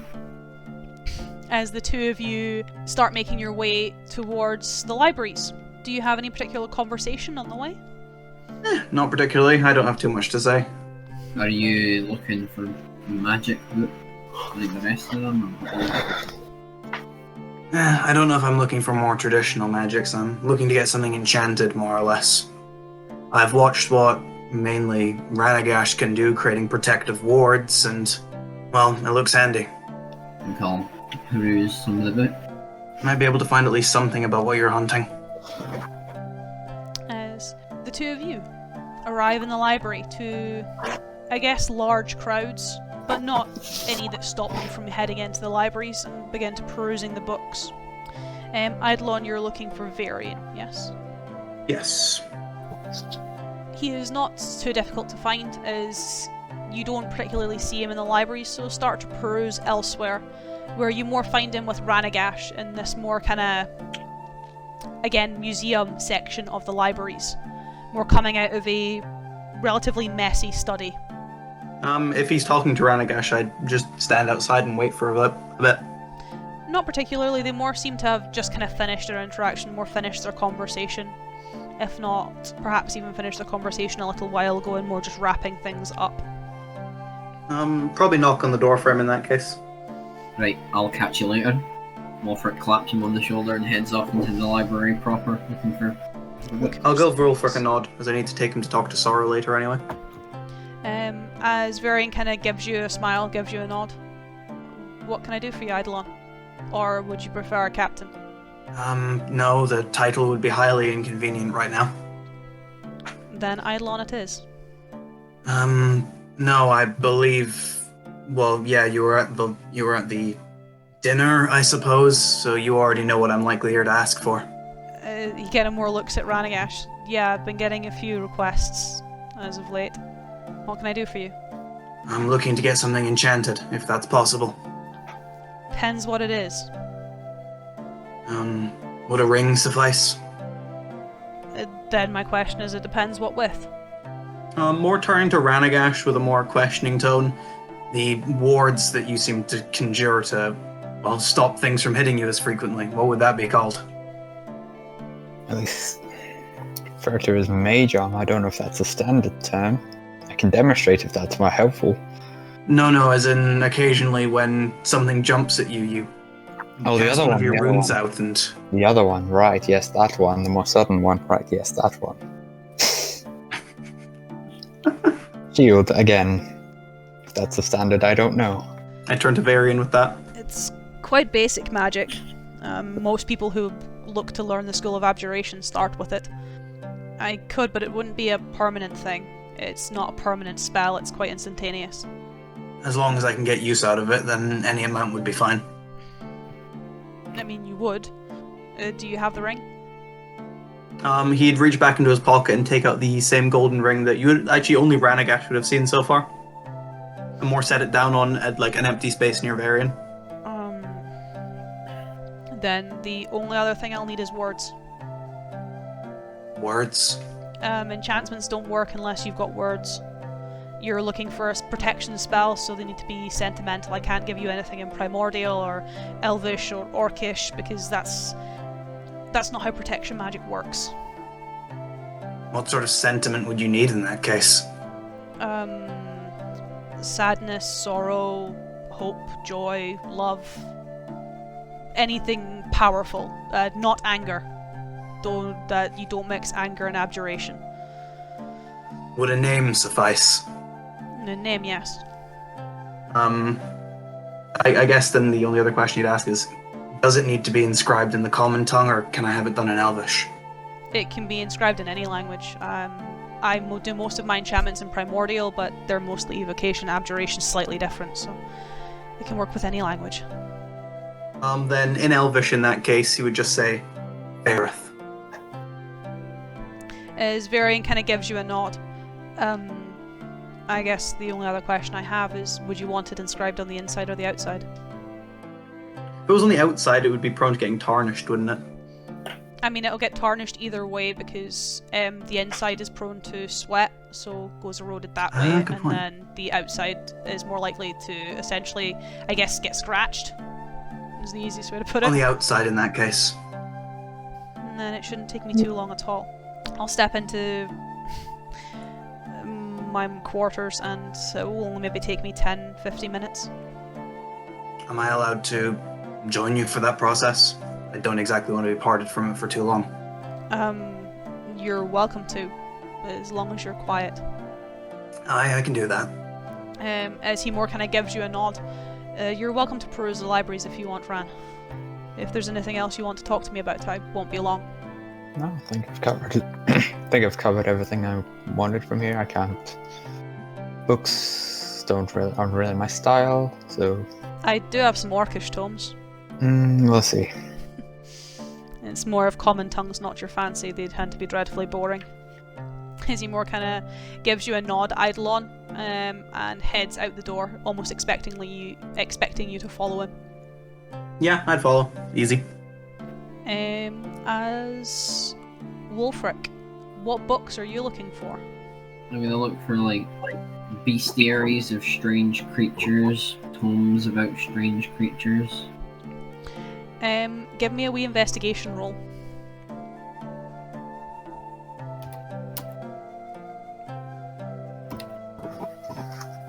Mm. 11. That's not too bad. The library does seem to have quite a collection on bestiaries. You can see both mythological, legendary, and then of the known world. They seem to have quite a collection of tomes, spanning from the plains to the forest of Hilden to even the forest of Mire and the Gildenfeld. Everything seems to be incredibly organised. However, I guess a little bit strange is the moment you start, I guess, looking for oddities, other than your traditional oddities, things like Chimera or Manticore, and start looking for something a little bit stranger, the tomes seem to almost cut off or vanish, almost as if the information is absent or missing. Even more so in your studies, you notice a lot of the bestiaries are done by location. As you'd expect, these are the things that you'd find in these woods, these are the things you'd find in these mountain ranges. But even the forests, when you start going north, that surround the barrier mountains, and then obviously the mountains themselves, a lot of the bestiaries or compendiums for creatures you perhaps would find along those valleys are not there. There's no record of any creatures from that area at all.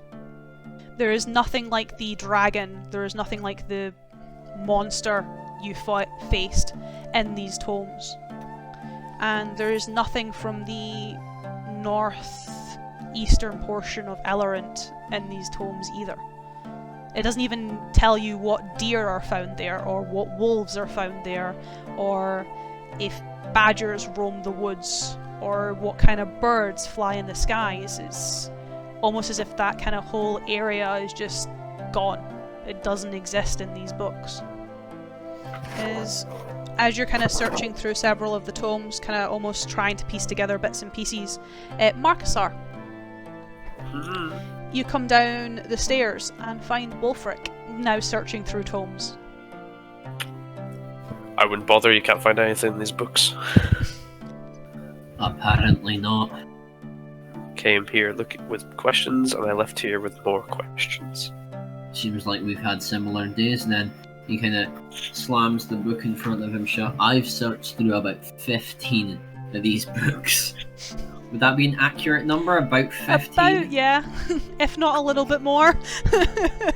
I have read 15 of these fucking books, cover to cover, and I haven't found a single thing about what knocked me into that gorge. And there's nothing about up north either. From where Eidolon's from, there's nothing. Not even like what bird shit looks like there. Not even if they've got like gulls or sparrows. Not even what colour roses grow up there. It's like it doesn't exist. Plot twist, there is no north, only south. It's like the Finland doesn't exist conspiracy theory. Yeah. Wolfric starts founding his own like conspiracy network for just like there is no north. There's never been a north. You're all just gonna Yo, get there if you and want there's to just a talk giant conspiracies, you wall came to the right guy. Right. Oh, I Mr. don't- Cult. He gets up and starts putting away the books. I imagine he would have taken a chair nearest the shelf of all the bestiaries. just so that he doesn't have to remember where they all go. He just sees the holes Yeah. and puts them back. Yeah. Like a random order. As the two of you are gathered, Ranagash shortly joins you. Takes off.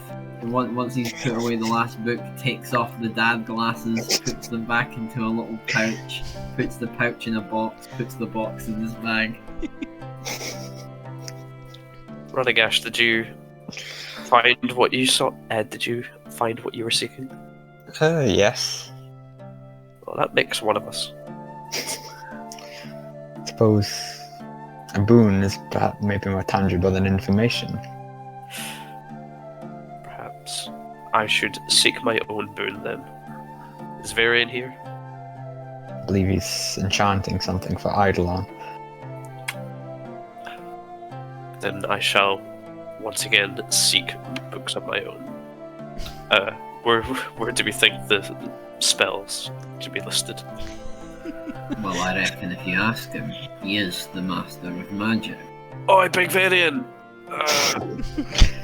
That's re-variant to you. I've already got.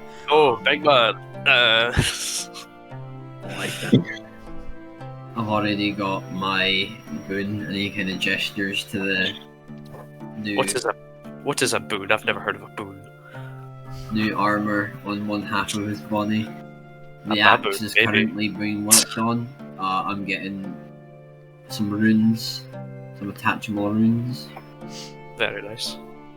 As Eidolon, Hello. you watch as Varian enchants your ring. It seems to be quite a delicate process that, I guess because of the attachment to the ring, worries you ever so slightly. Is he is essentially carving into the metal, and there is moments where perhaps if this was a lesser quality item it would have shattered or broken. But her name does appear in the ring through more blue Yep, that's flame, all I can really ask for. as it seems to almost irradiate this kind of soft baby blue colour even after the magic has been sewn through it. Izimor takes the ring and hands it to you. This will do what you want it to, in the easiest and simplest terms. Well, that's what I asked for, so I would hope so. It's... I guess this is more the difficult part of it. It needs a word. Not the inscription, though if you want it can be the inscription. But it needs a command word. A word you speak to activate its effect. Is that something I would choose from, or? It is something you can choose from, or it's something I can teach. Preferably something that you can teach. In that case, I'd want the magic to remain as potent as possible. Actually, the opposite would usually be more powerful. Ah, making me pick things. I'm awful with naming things, and this is essentially just naming something. I mean, yeah. It's not elemental magic, it's not an evocation magic, this is abjuration. So technically the user, the wielder, the wearer, if they choose the command word, it's going to be more powerful than speaking primordial, for example. I do have an idea in mind, considering a command word isn't just one word. No, a command word is essentially up to 6 words. Hilariously. I have 2 words then. It's a command phrase. This bitch empty, yeet. Eidolon would mull it over for a few seconds before turning to Varian and just again saying in Elvish, "Breathe life." And then put the ring on and speak the words. He would do as instructed. As from the ring, a kind of almost pale blue glow would erupt and cover you. Where you almost watch as Varian hilariously casts a hand out to you, you watch as it crackles and fizzes and he shoots out a lightning bolt at you. Which just bounces off of the shield and hits the ceiling. Well, at least I know it worked. Yeah. As he casts his eye up to the ceiling, which probably now has a smouldering hole in it. There are several Yeah. smouldering holes in it, or at least aged holes in it. Well, if that's everything, I'll be going to join my companions now. I guess I'll come with you. I've been asked by 2 of the 4 of you, so I imagine I might get asked by more. Well, it makes it easy for them to find me. Well, yeah, I would presume so. Izimor sighs and kind of follows you from the from the enchanter's room back towards the main libraries where Ran, Wolfric and Markusar have all gathered. As Eidolon comes out to join you with Varian kind of almost tailing him. What would be new, not for Ranagash, because Ranagash again saw it in the Force, but just for Wolfric and Markusar's sake, on his left hand now, on the ring finger, unsurprisingly, is a quite, I guess it would be expensive looking golden ring. That now seems to almost be shimmering with a light blue light. that the kind of ring I think it is? He'd raise an eyebrow towards you, Wolfric. Like an engagement ring? Wedding, actually, but close enough. Oh wow. You've lived a lot more than we thought. I've had the time to live, is the best way to put it.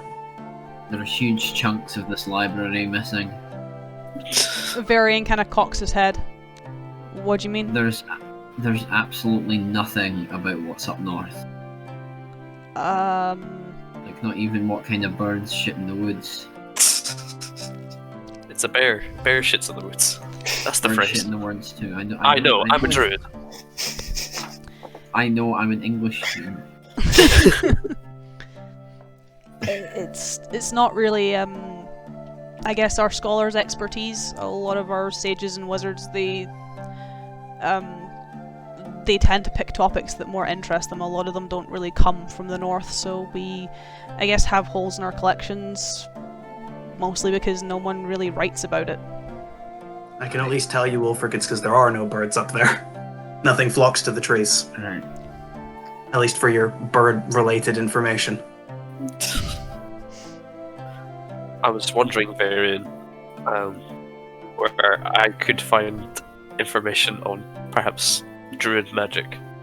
Like, I feel like I need to refresh myself.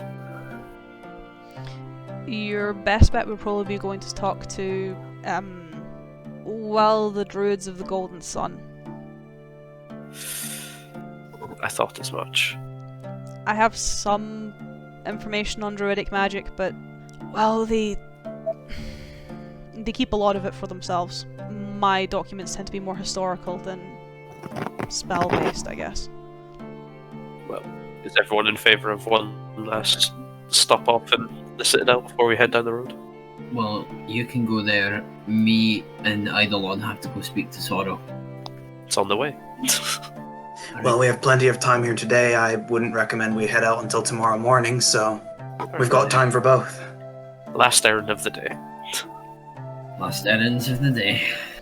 We'll keep the awkwardness between you and your others to a minimum. Appreciate it. As where's Thank Ran you for go? your help, Varian. Who would Ran go with? He can do his own thing. I have ideas. Ooh, ideas. Okay, so you're not going with anyone, or are you going with someone, or what's your ideas? No, I'll just go by myself. I basically want to see if there's a herbalist and see if I can get more of the stuff Hazel gave me, or something similar. He wants that Dank Kush. It's prescribed, thank you very much. Right, so Markusar's heading to the church. Eidolon and Wolfric are heading to go and see Sorrow. And Ran, Yes. you're looking for a herbalist, Yes. or at least someone who procures and sells herbs. Yes. You have not really seen any of those in town, as the four of you kind of split and go your separate ways as you return back to the western walls. The only person you have really seen that might have an idea on where to procure such a thing or such an item is Honeydew. She is, other than obviously being a candle shop, she does sell honey and beeswax, which is a bit more herbal in its methods. She's like the closest thing, or at least in terms of people you know, someone who might be able to help at least give you directions to where you could perhaps procure some more of your remedy, your opium. This is what it is. It's opium. Medicinal. Well, yeah, Opium is medicinal. that's what it is. Like, opiates are medicinal. Mhm. Sherlock It's Holmes more- over here with his opium addiction. That's what I was trying to avoid. I mean, it works. You're the most intelligent of the party. You have prophetic visions, so you've essentially got a mind palace, and you drink opium tea.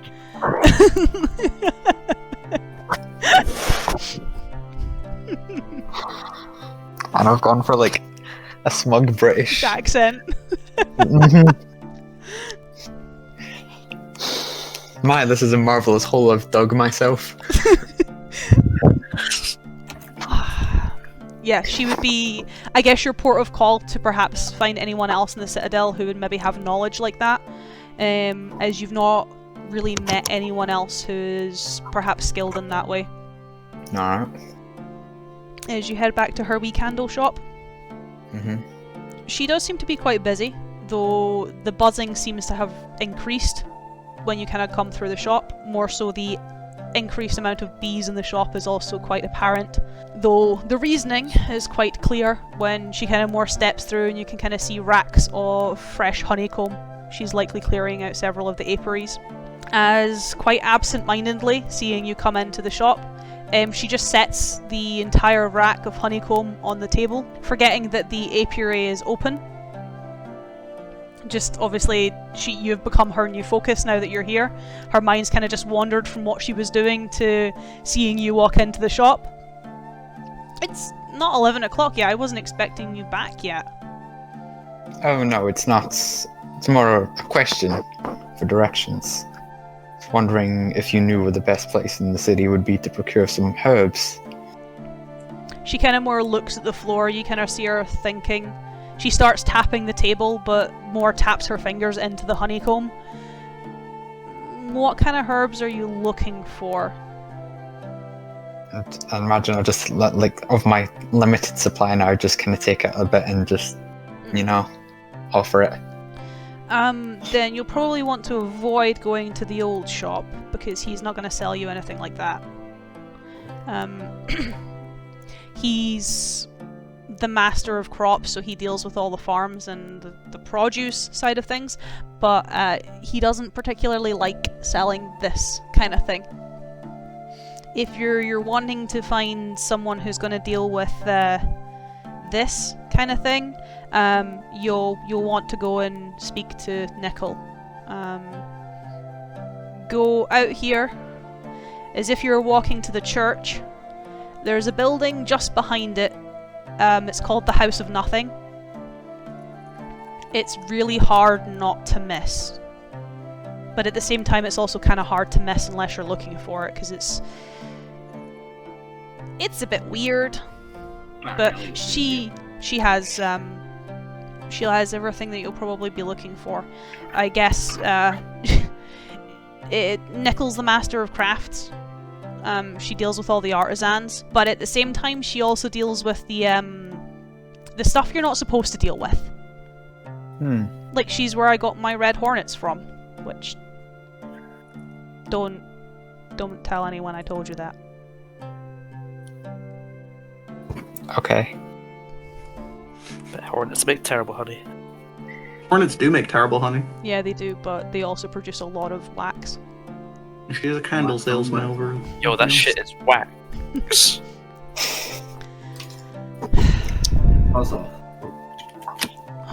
Why did I make her a candle woman? Why? She could have been anything else. She could have been a weaver, she could have been a seamstress.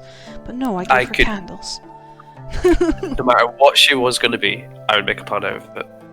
No matter what she may be. And There's a bee. these are the times I wish Ewan would disconnect. No, he disconnects when we want him. Yeah, that's true. But yeah, you kind of have a vague estimate, Ranagash, of where you could perhaps go to find and procure some more of your technically illicit herb. Ran's off the top to D&D Walter White. What have I gotten myself into here? Jesse, we need to cook. Talking at the black market. Ran's off to the black market. Mm-hmm. I am the danger.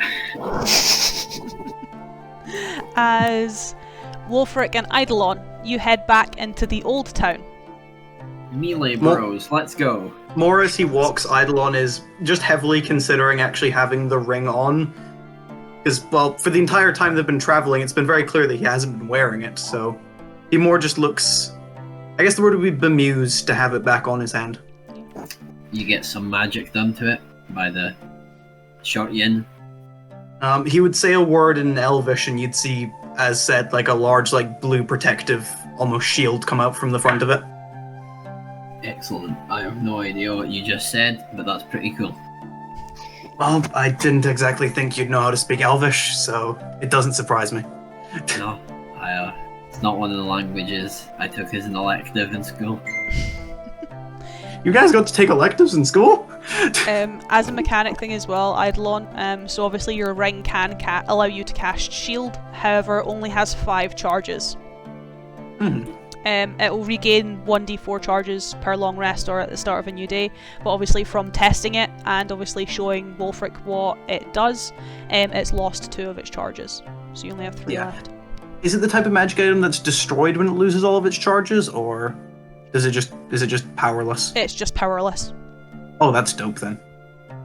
Sorry, it's just more... I didn't think about it until you pointed it out, so... It's just weird to have it again. I suppose there was probably a reason why you weren't wearing it. A little bit. Just a little bit. Must be pretty rough up there. As he'd give a light chuckle about that. Well, it's a way to put it, but... Well... Yeah.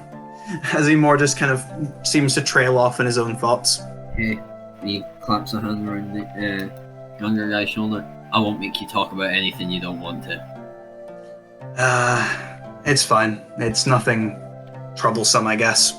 I need to pick up that rune thing, but let's go talk to Sorrow first. As he'd give you a slow nod and just start forward.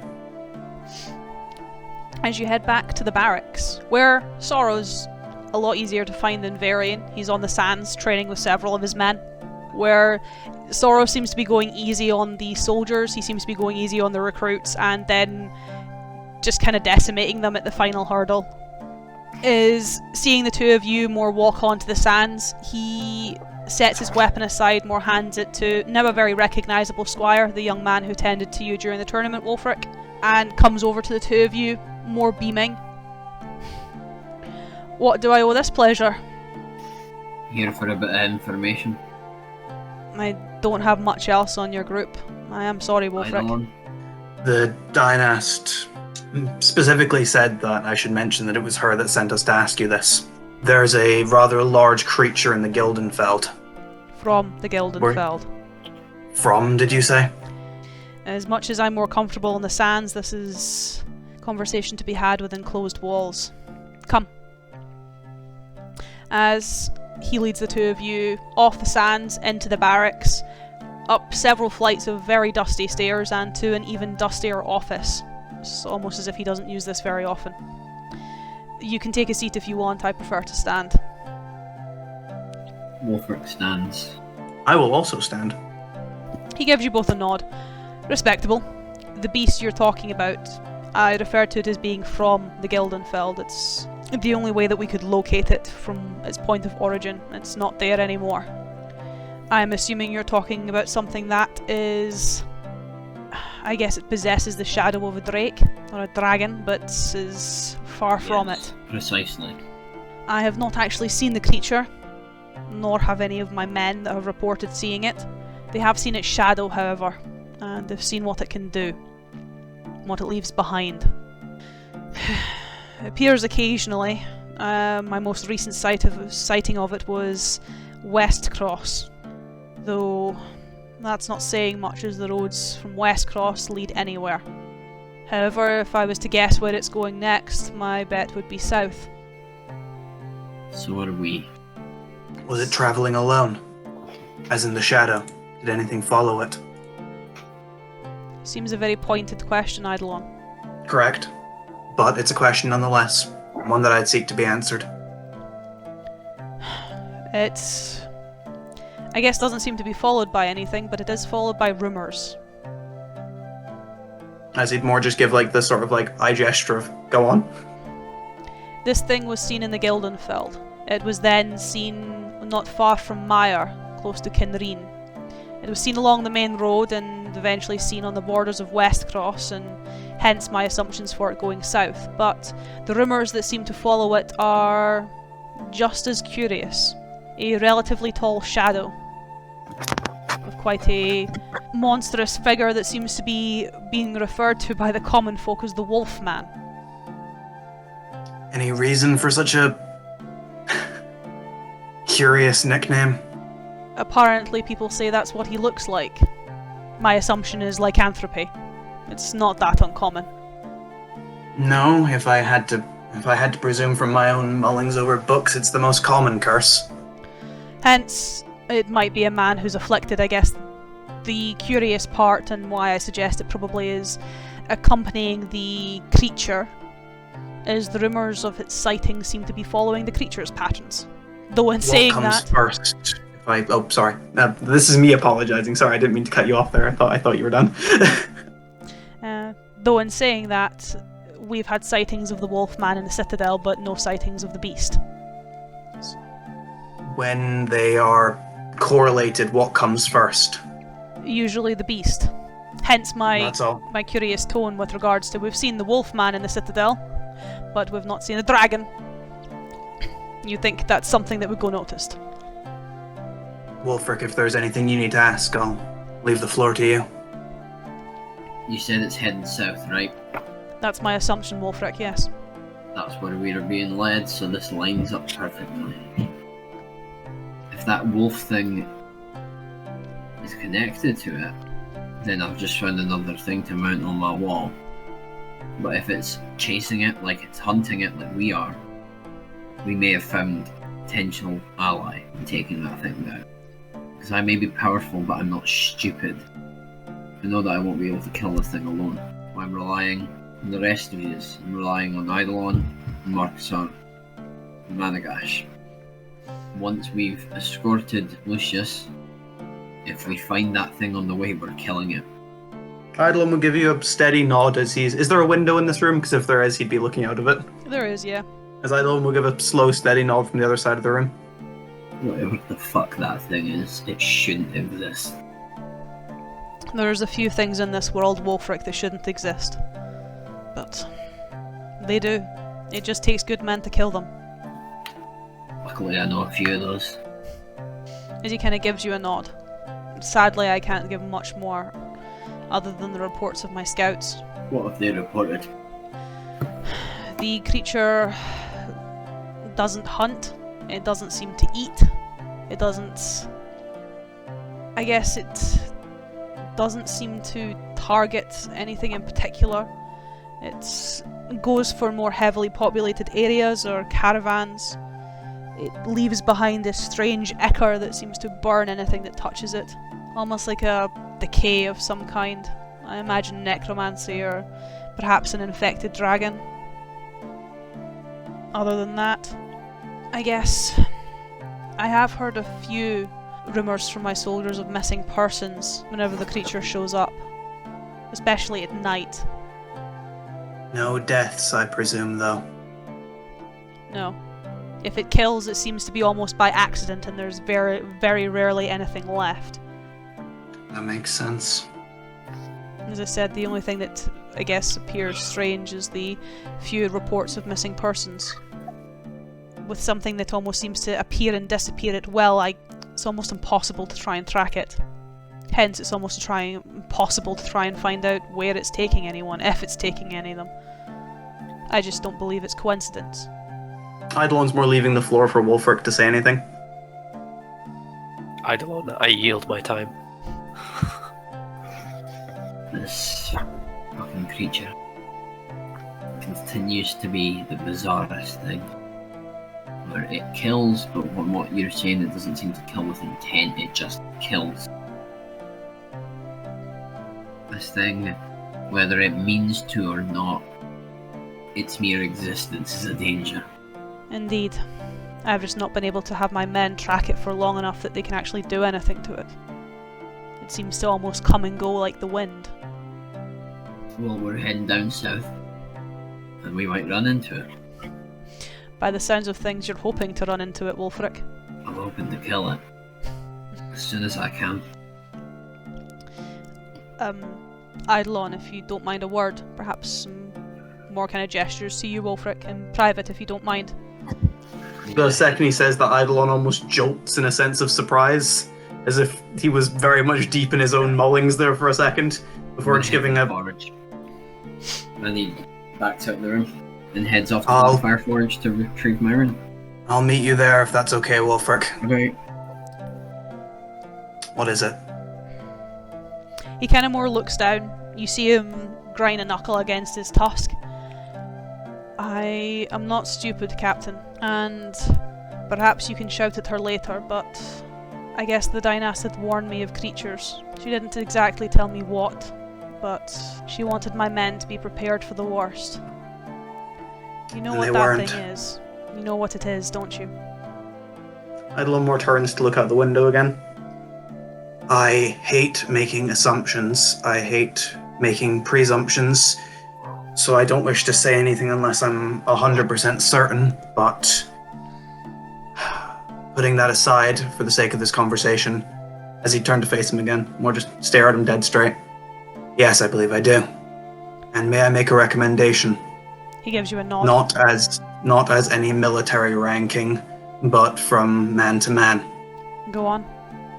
Stop sending men after it. Then I'll need some kind of reasoning. Do you remember what happened in the Citadel earlier today? I presume it would be difficult to forget. Quite. People being killed and then wrenched back from death. Yes. When whatever that thing is, if it is what I believe it to be, kills, that's what happens. They're not missing because the creature's done anything to them. Well, it has, but they're missing because they'll be following it. Then at least I know my reasoning will make sense to the Dynast. As he'd more turn drum fingers along the side of the window frame. This shadow of a wolf man. People talk of it as common rumors. Idle gossip. Increasingly. Are there any sightings I should know of in the Citadel? It's been sighted on and off, perhaps for the past month. Anywhere notable? Western walls, the pier, shipyards, even here in the old town. Well, I can say one thing for certain. You won't have to worry about it the second we're gone from town. He kind of smirks, though you can see it's more with a sense of frustration than humour or any kind of enjoyment.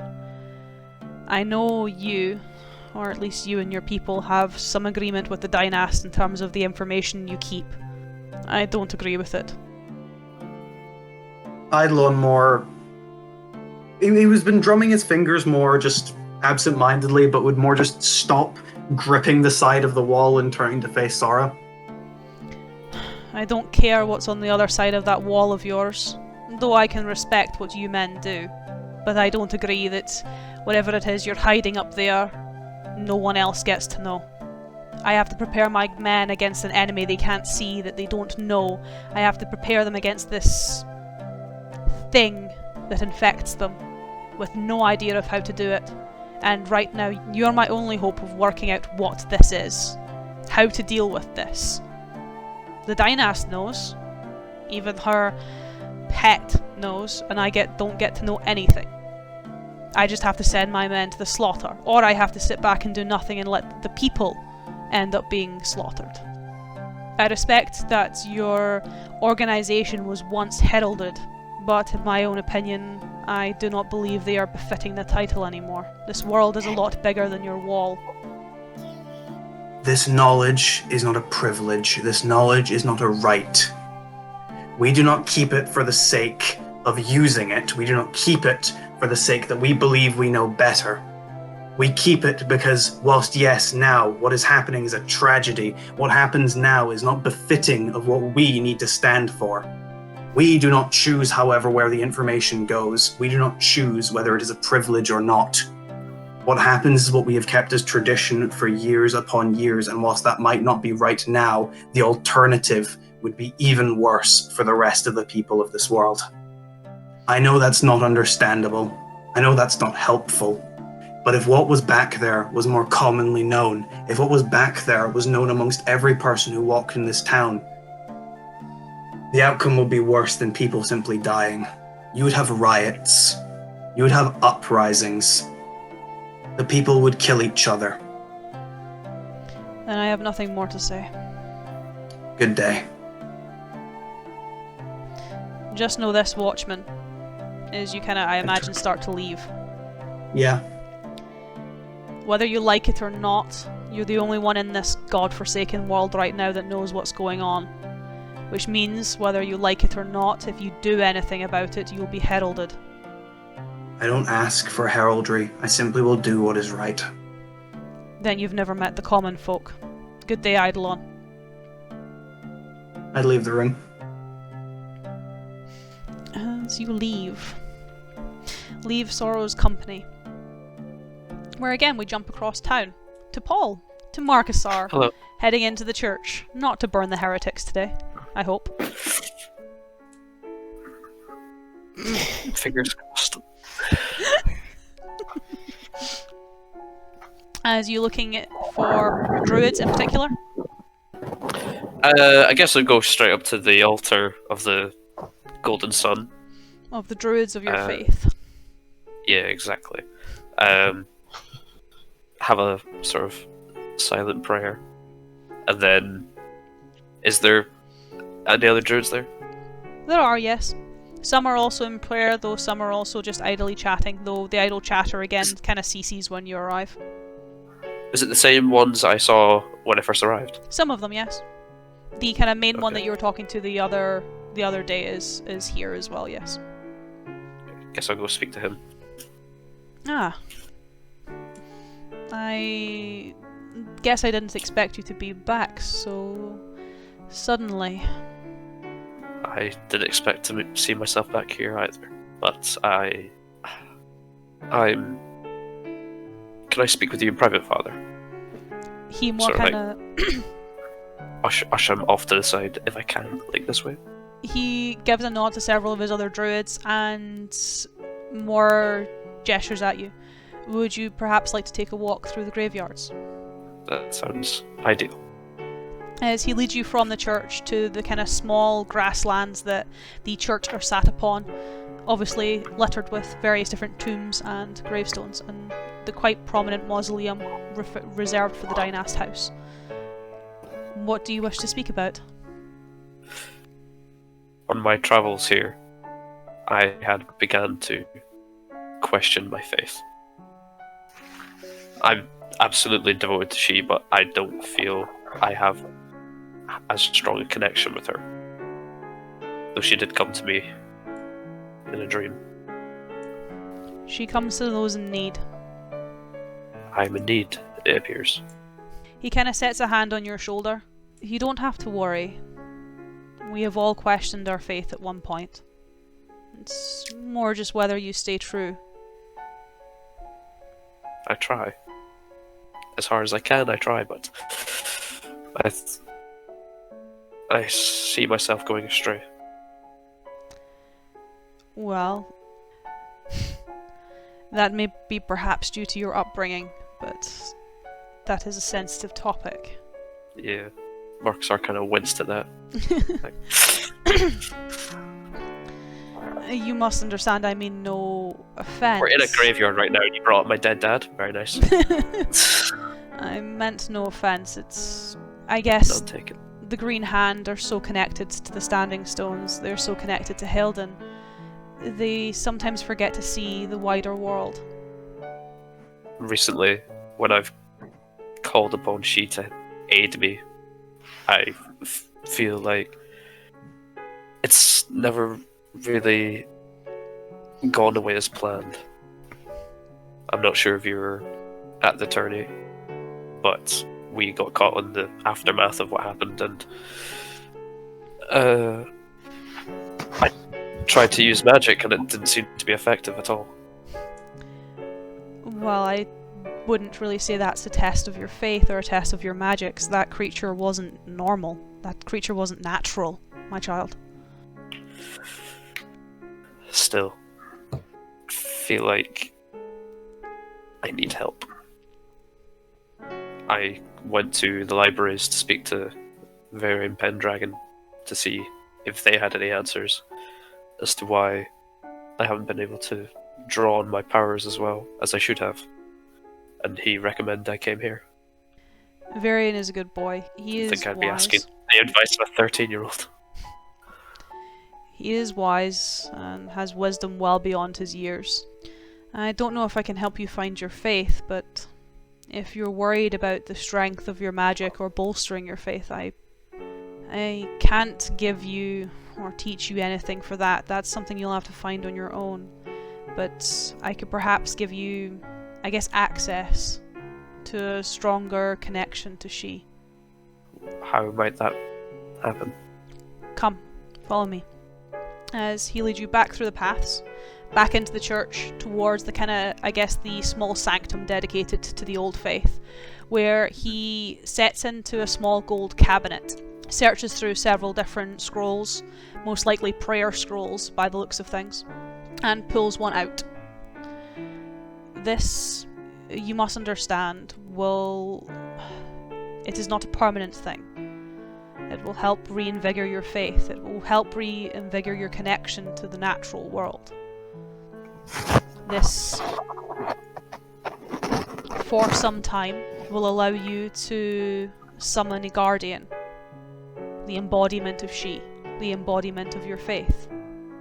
As long as you can summon this creature, you will have your faith. It will perhaps give you some hope in moving forward that she is still with you, and that you've not lost her entirely. I do not wish to lose her. She is everything. He kind of smiles quite weakly and hands you the spell scroll. I take it and pocket it. As he kind of smiles, places another hand on your shoulder and gives you kind of a nod. She is everything, yes, but for some, she's a bit more personal than that. She exists in all things, but I guess for some, she is their everything, not just everything that surrounds them. I thank you for these words, Father. We are not as horrid as your sect usually entails. You just had to put your foot in it right at the end, didn't you?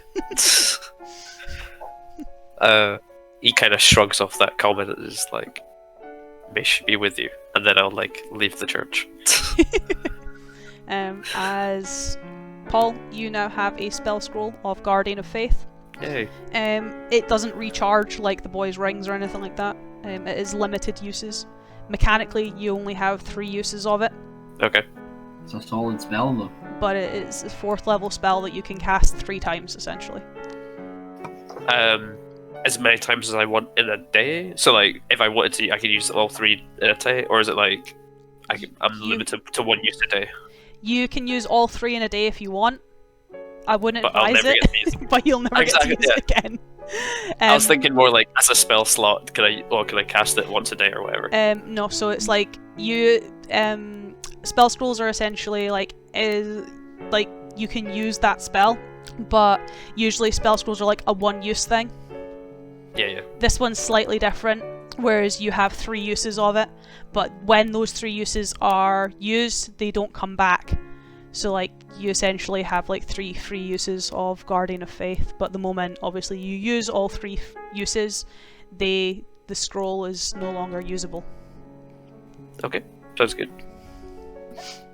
You essentially just have a better spell scroll. As Ranagash, just up the hill, you are heading to the House of Nothing, which you're quite. I guess you're kind of unsure to how you've never noticed this building before. Is obviously in your peripherals it looks quite normal, but the moment you actually follow the sign and come to the building, it is a mismatched mess of buildings that seem to move and change, constantly clicking, where you can almost hear cogs turning as it seems to be reassembling itself by the second, to the point that when you walk through the front door you actually have to jump onto the porch as part of the building is reassembling itself and the door is moving. And once you head in, it's even more confusing in here, as the internal doesn't seem to match the external, where the outside is moving quite rapidly, turning in time, or turning in a beat. The inside is completely stationary. Nothing's moving, nothing's shaking, you can't even feel the vibrations of the building moving outside, though if you were to look outside the windows you can see different sections of the citadel just kind of moving very slowly past the window. As you head into a variety of artists, sculptors, seamstresses, tailors, jewelers, various different craftsmen, all seemingly just lost in their trade. Who looks to be in charge here? A relatively short woman, quite stout, almost like a stout halfling. Very kind of, I guess, all the frills in terms of the clothing that she's wearing. It's very extravagant, very flamboyant. A spyglass to her side, as well as more magnifying glasses latched along a belt across, almost like a sash, where she seems to be more commenting on people's work as well as destroying other people's work that seems not to be quite up to standard. Though doing it in that kind of like motherly way of, you can do better than this, but also this is garbage, what is this? Stern motherly. As she kind of walks around with quite a proud and heavy foot before more not noticing you gawking in the doorway. Kind of storms up to you, looks up at you, though has quite an intimidating presence to her.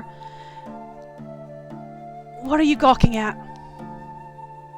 This building is rather unique. Yeah. But anyway, I was told he would be the place to find some herbs. Actually, no, you'd want the Master of Crafts for that. I don't do plants. But I'm gonna take some of them out. These are a particular kind. Ah. Yeah, I do those plants. Come on! Let's get away from all the riffraff. As she kind of leads you through the more artisan side of things, stomps her foot on the ground where you see a trapdoor open, where you can see the inner workings of, I suppose, the externals of the building. A lot of cogs, a lot of gears, and quite a lot of steam, as she hops herself down and more kind of waves up for you. Come on, jump! I'll do so. As you head down, she leads you through more, I guess, brass pipes and, I guess, like almost like crawl spaces, before she gets into another set, most likely actually under the Citadel rather than over the Citadel, where it is much more, I guess, what you'd expect from a black market. Where there's a lot more oddities, there's a lot more unusual items, as well as a lot more unusual folk, perusing and selling various different stuff. As she takes you more through, goes behind a counter to one of the small stands and starts looking for your herbs. So, what are you using these for? Medicinal purposes. Yeah, that's fair. I've heard they're pretty good for that. I have to ask, you know. It's Understandable, yes. How much do you want? How much would I have gotten originally? Hazel will have probably given you just over a week, hence you've only got a few days left. How far is it? It's only like a few days back to...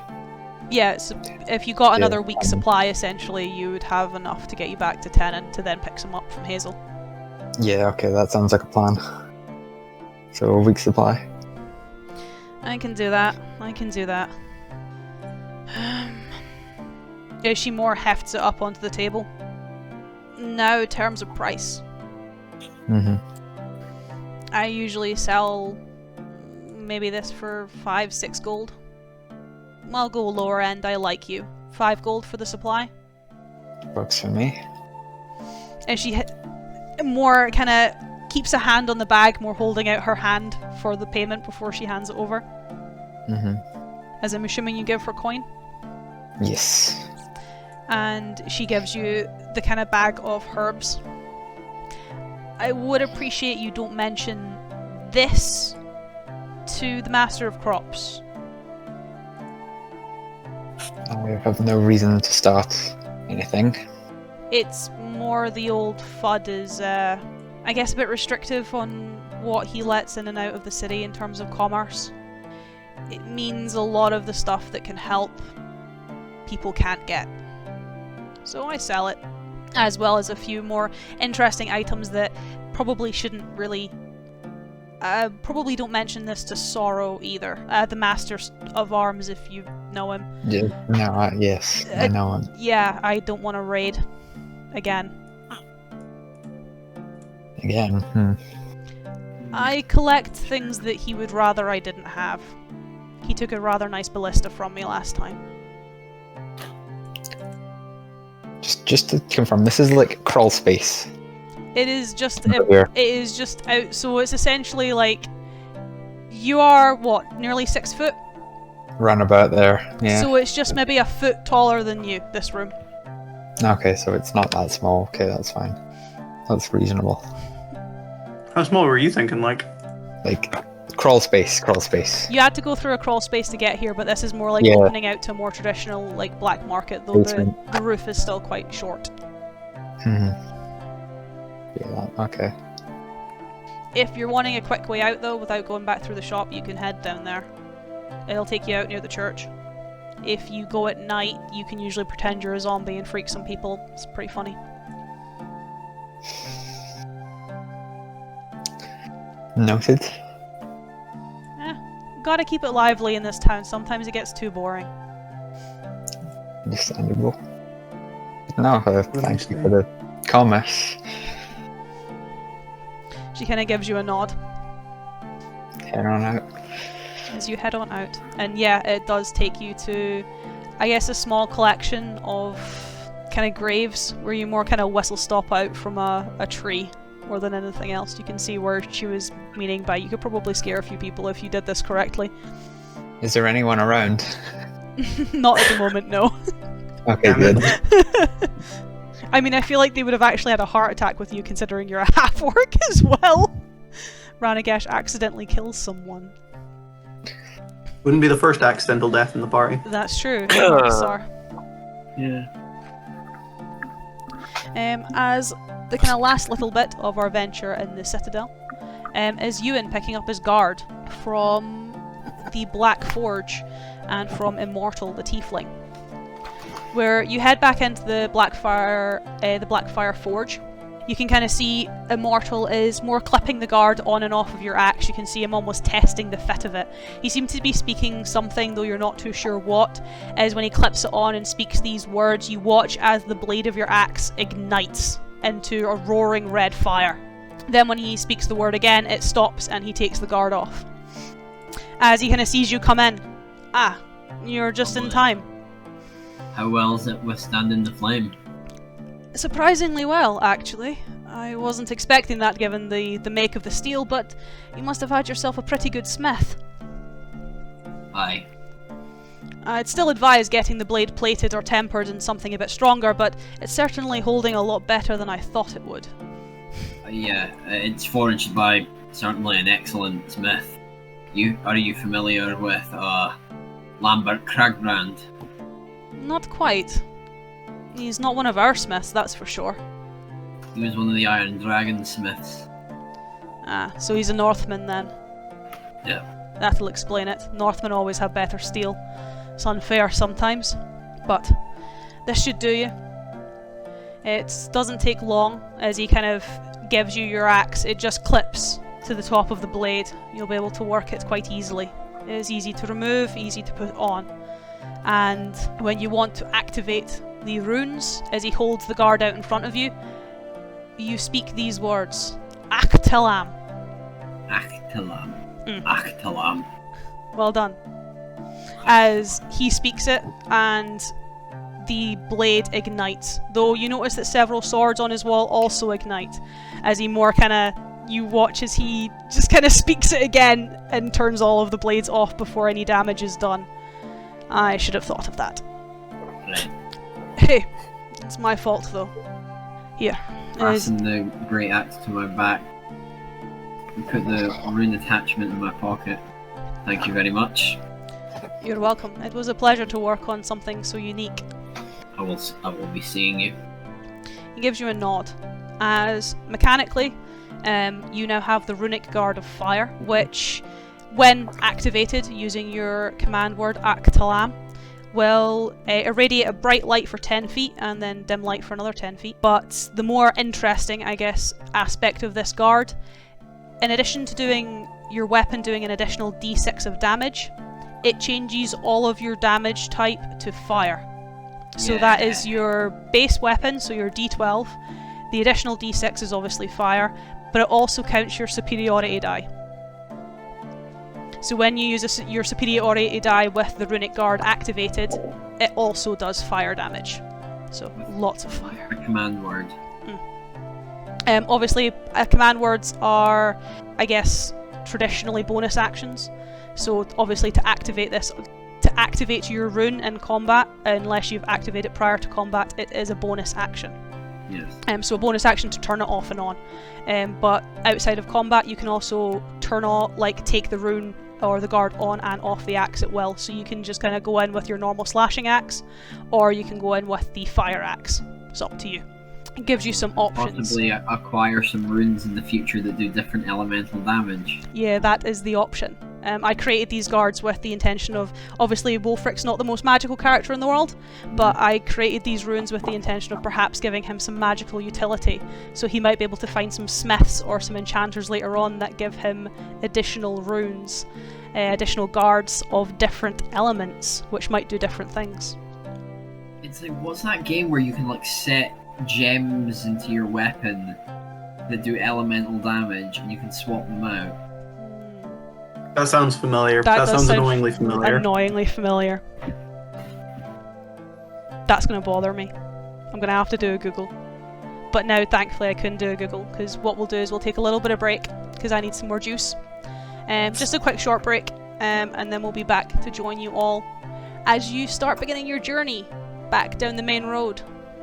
Are we gonna sleep first? Yeah, don't worry guys, you're going to have a long rest. You boys will get your maximum hit points back to normal. You'll get all your stuff back. You have all your cool equipment. And when we come back from the break, we'll pick up with you guys leaving the Citadel. Yep. Ooh. So we'll see you On all the road shortly. again. See you all shortly.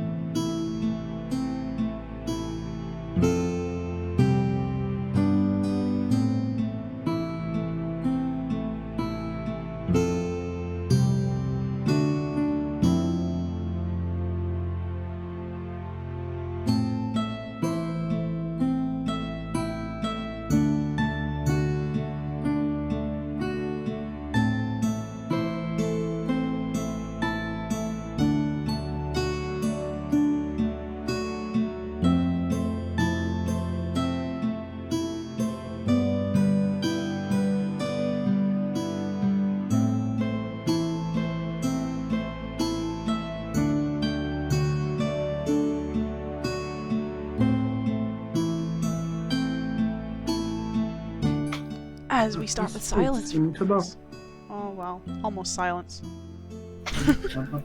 As the first thing I need you to do, as we're coming back from the break, is Ranagash. Can you roll me your portent for today? That's the wrong tab. I thought you were going to say wisdom saving throw, and I'm regretting it. Hey! As I don't know if you'll need them, but Nice to have. it's nice to have. As I fix the OBS so that they actually like sit in your little boxes. There's one, and Gonna the other point to one's a them now. 3. Have you Very worked nice. out? Have you worked out where they are in your little Left box? side, to the left. Because I remember. Ding. There you go. They're now in your little boxes. As I move them around. As we rejoin the party, having a evening's rest after getting all of their equipment and doing their last few chores in the Citadel. As they gather in the old town outside of the Dynast house, where the Dynast herself, as well as Sorrow and Varian and the old man Lucius, have kind of been standing waiting on them. You see several horses have been geared for the 4 of you. Ewan, as requested, Sorrow has left his stallion for you. He is tacked up and ready to go, as well as quite a hefty cart and carriage pulled by 2 relatively large draft horses that seem to be reserved for Lucius. As fur gets tangled in my cables, stay.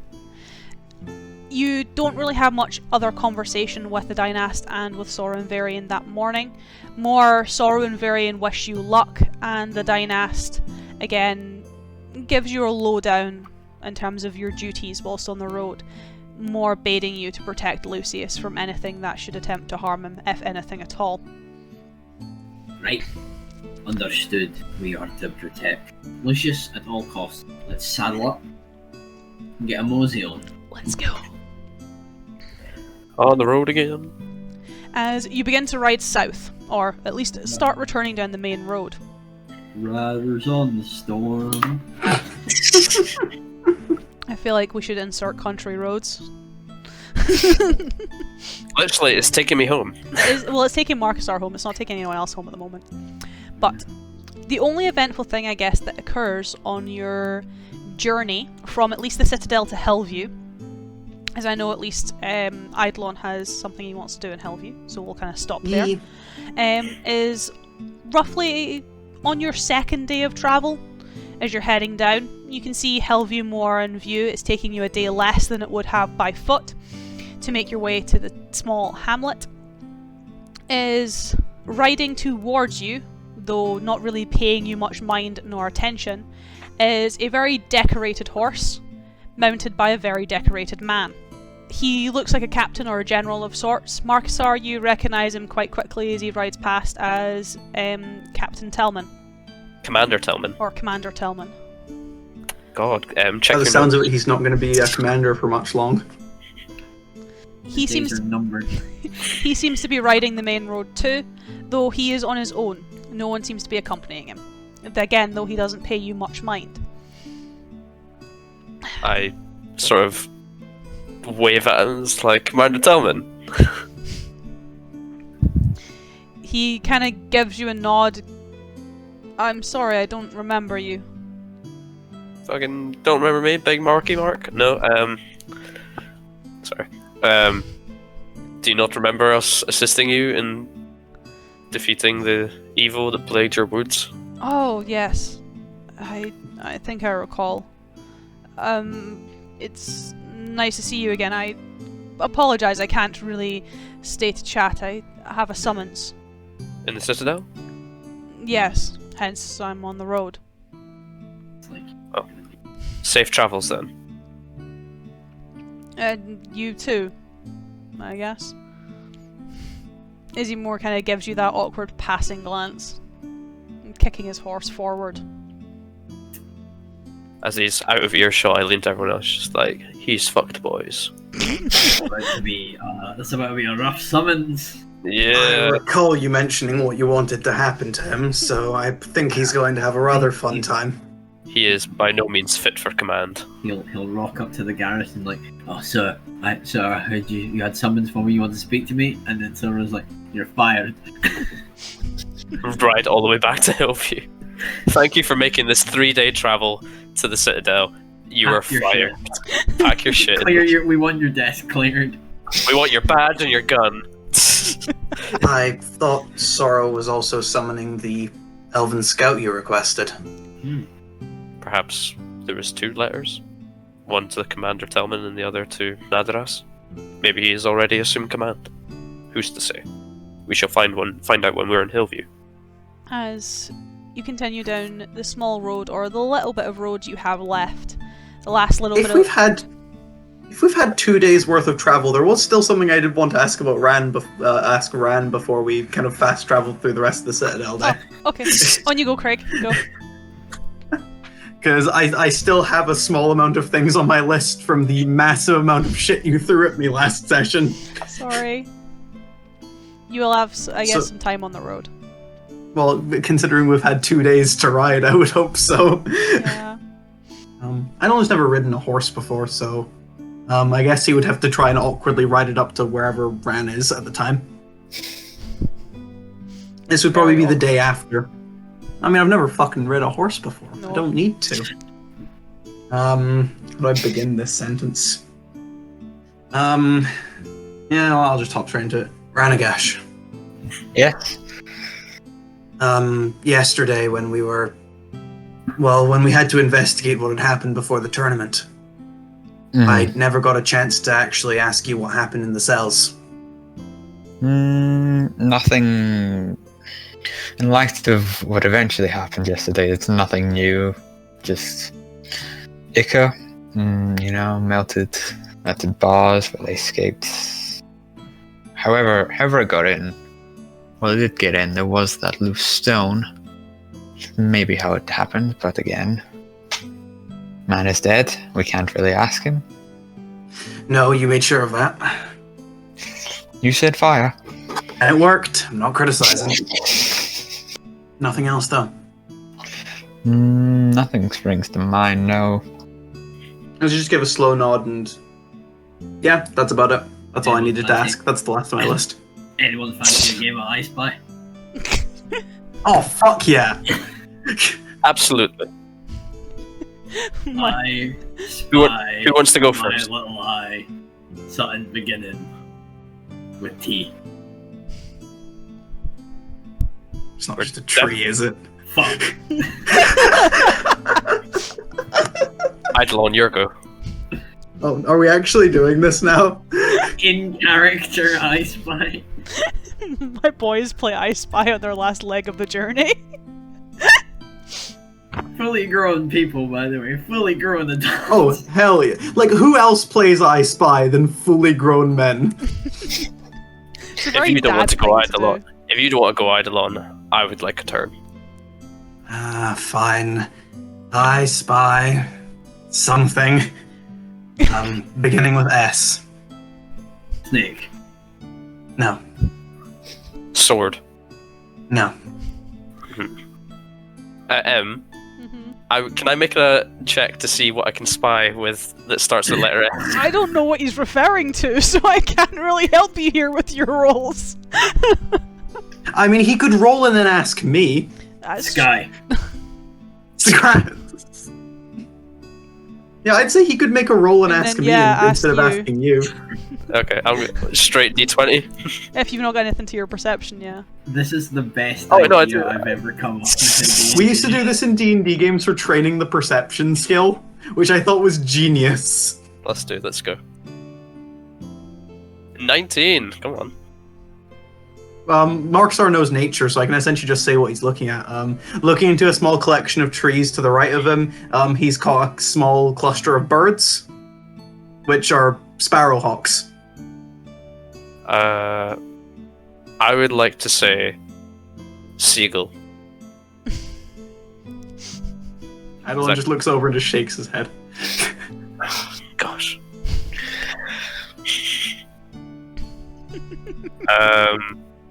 Sparrowhawk. Then he'd give you the nod for that one. Oh, my next guess was going to be... Can you give me a perception check, Markusar? Just I'll do a another general one. perception check. Uh. As you're looking around for something to spy. On that 20. I see everything! As you're looking around for something to spy for the other boys to guess and get in on the game, Yes. as you're starting to approach Hillview, you notice quite a large plume of smoke coming from the watchtower. And with your nat 20, you also notice a pyre sitting on the outside of the outpost.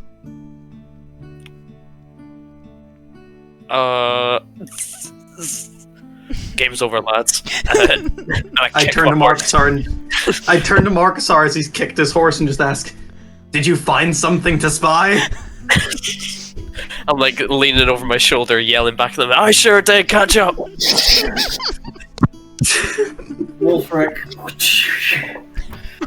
Show us the meeting. Are we about to witness a witch burning? Are we about No. to rock If there- to a witch burning? If there's a witch burning, it'll be the burners who are burning. I'm riding into town as fast as I can. I have a 2d8 sword now, and I'm not scared to fucking use it. As you ride up to the watchtower with quickened pace on your horses, following a relatively panicked Markusar, with the carriage still in tow, though obviously not riding as quick as the four of you. However, Markusar, you're the first to get there, shortly followed by everyone else. The pyre is more smouldering than anything else. It looks like perhaps a day or two old. So at least you can take a breath in that.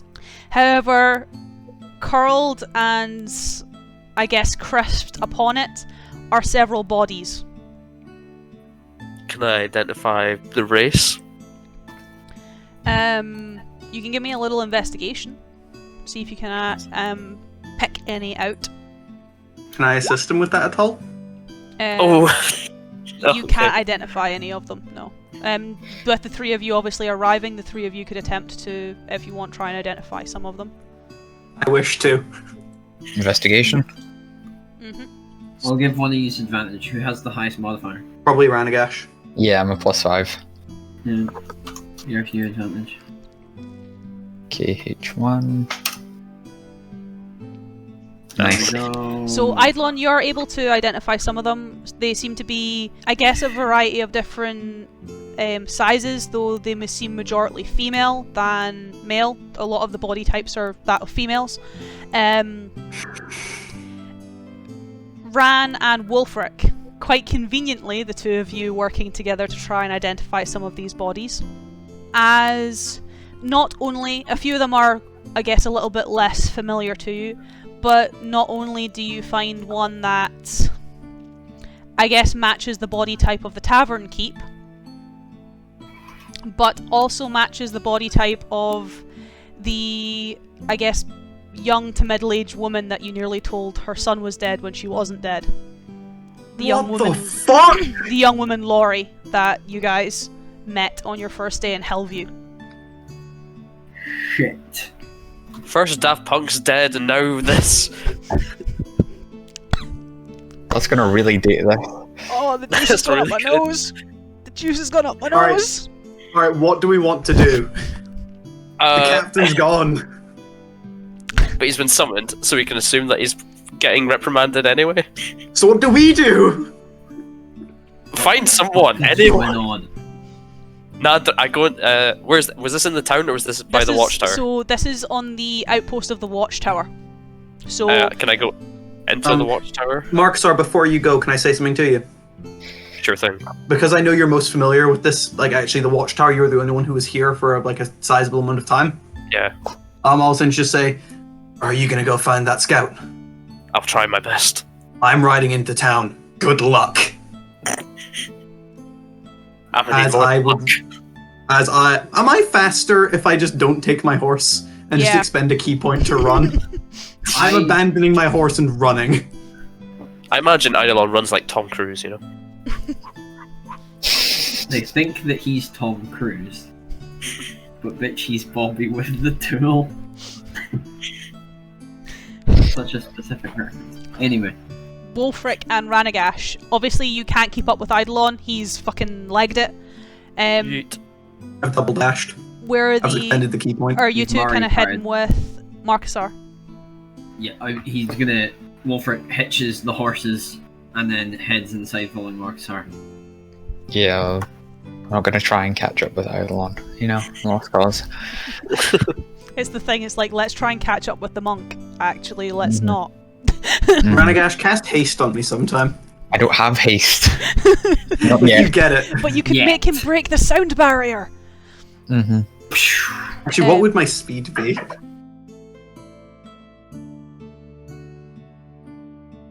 As we'll do Markusar, Ranagash, and Wolfric. As you guys love head splitting the party. into, I know it's becoming a habit. Please don't make when you actually get into proper dangerous territory. Please don't do this. I don't want you to die. This is a new split though. This is a new split. This is you're mixing it up a bit. As the three of you head into the watchtower. Markusar, this is a different environment than the last time you were here. You're used to the scouts being a little bit more laid back, a little bit more chill, gathered around their campfire, the soldiers being the ones training. The soldiers are still training, though they are training a little bit harder. The scouts are a lot more on edge. They are wandering around the encampment, and you can even see the fire of the forge, which was dead, stone cold. It has now been lit. You are stopped quite quickly when you get into the gates, though the scouts quickly take over, leaving the rushing and hushing the soldiers away, recognizing you. What the fuck is going on? Where's Nadras? He's inside. You should probably go and speak with him. Please. And I sort of shoulder past them.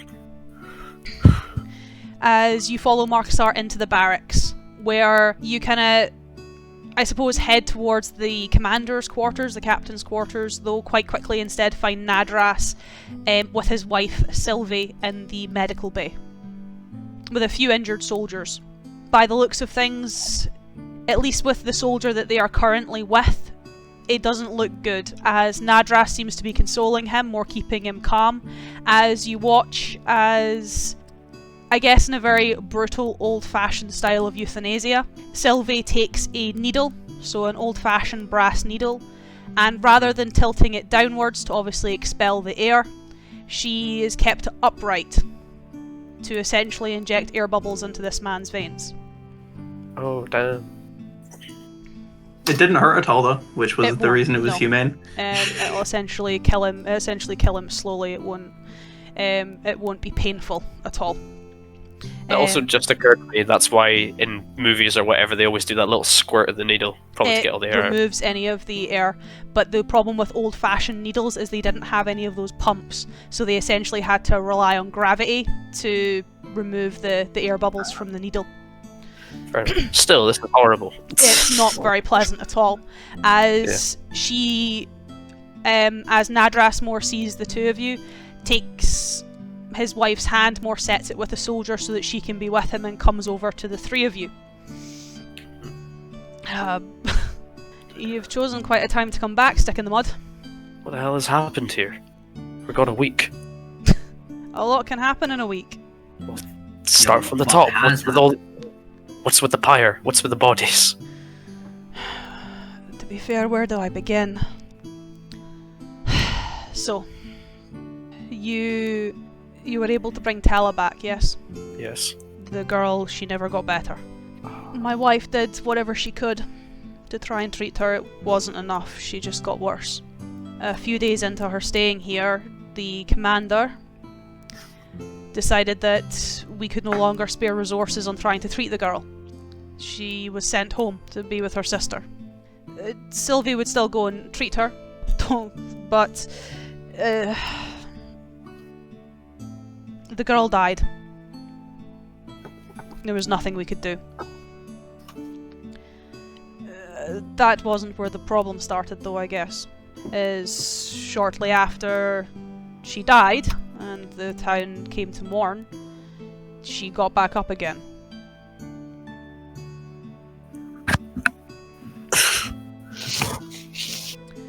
She ended up attacking quite a few of the townsfolk. My gosh. It was a bit of a mess, shall we say? A bit? I saw the pyres. I did the best I could. Most of the townsfolk are okay.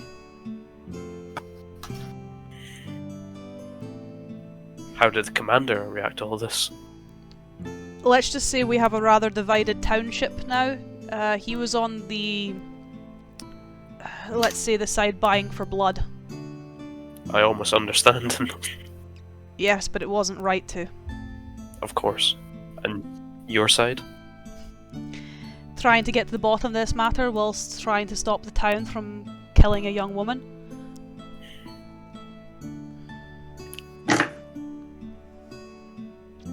And did you get to the bottom of it? What brought her back? We don't know. However, whatever it did, he gestures to several of his men in the beds. It lingered, shall we say. I think we know what's infecting her. Whatever he was doing, the man in the cave had these wolves that looked like they'd been reconstituted from something. Could be. I think the substance, it was a necromantic substance that he used to resurrect them, is probably the same stuff that he infected the girl with, and it's spread since her death. Like a virus. To be fair, that would like be plausible. Like a coronavirus. What's the whereabouts of the girl? The body of Tala's burned in the pyre. The girl I'm referring to is, I guess, being kept in my quarters. Though if anyone asks, she's being kept in the cell block. I'm sure you're probably familiar with her. It's the girl's sister. It's Mari. I've run into town for nothing. Hey, you can run back. You're fast. I can run back. Wait, no, he still has it. We have to go back to him where he runs in town and be like, "Where's the girl?" It's not here. Great, runs back. I never met the girl, so. But Ran has. Okay. As again, kind of jumping to Eidolon, heading into town as Nadras takes you to go and see Mari. The town has definitely got a different atmosphere to it. The tavern atop the hill, the Fox and the Hound Inn, seems to be very alive with people, though that's obviously not what interests you, Eidolon. Mm-hmm. As instead you, I imagine, head to Mari's ranch. That would be the intention, yes. However, once you run into town, get through the opening and head to her ranch house, you see that it's been boarded up. Like, slats have been placed over the windows. Slats have been placed over the windows, slats have been placed over the doors, more nailed into the posts. It seems to be that it's been done quite delicately. Not like hurriedly or rushed or even quite forcefully. It seems to be quite strategically done, almost to protect the house rather than to prevent anyone from getting out of it or like showing it in a state of disrepair. Okay. But the house itself seems to be empty. Okay. In that case, I probably would, before heading back to the group, head to the inn. Cool. As you make your way up the hill, and you begin to hear some of the rabble and the chorus from inside of the tavern, you hear a mixture of different voices, primarily that of a gentleman, quite an older gentleman, who seems to be almost calling for action. He is shouting and screaming about justice. Justice for his daughter and justice for the townsfolk. Primarily calling for the execution of the demon child as penance for the lives that she took. Does he say it almost exactly like that?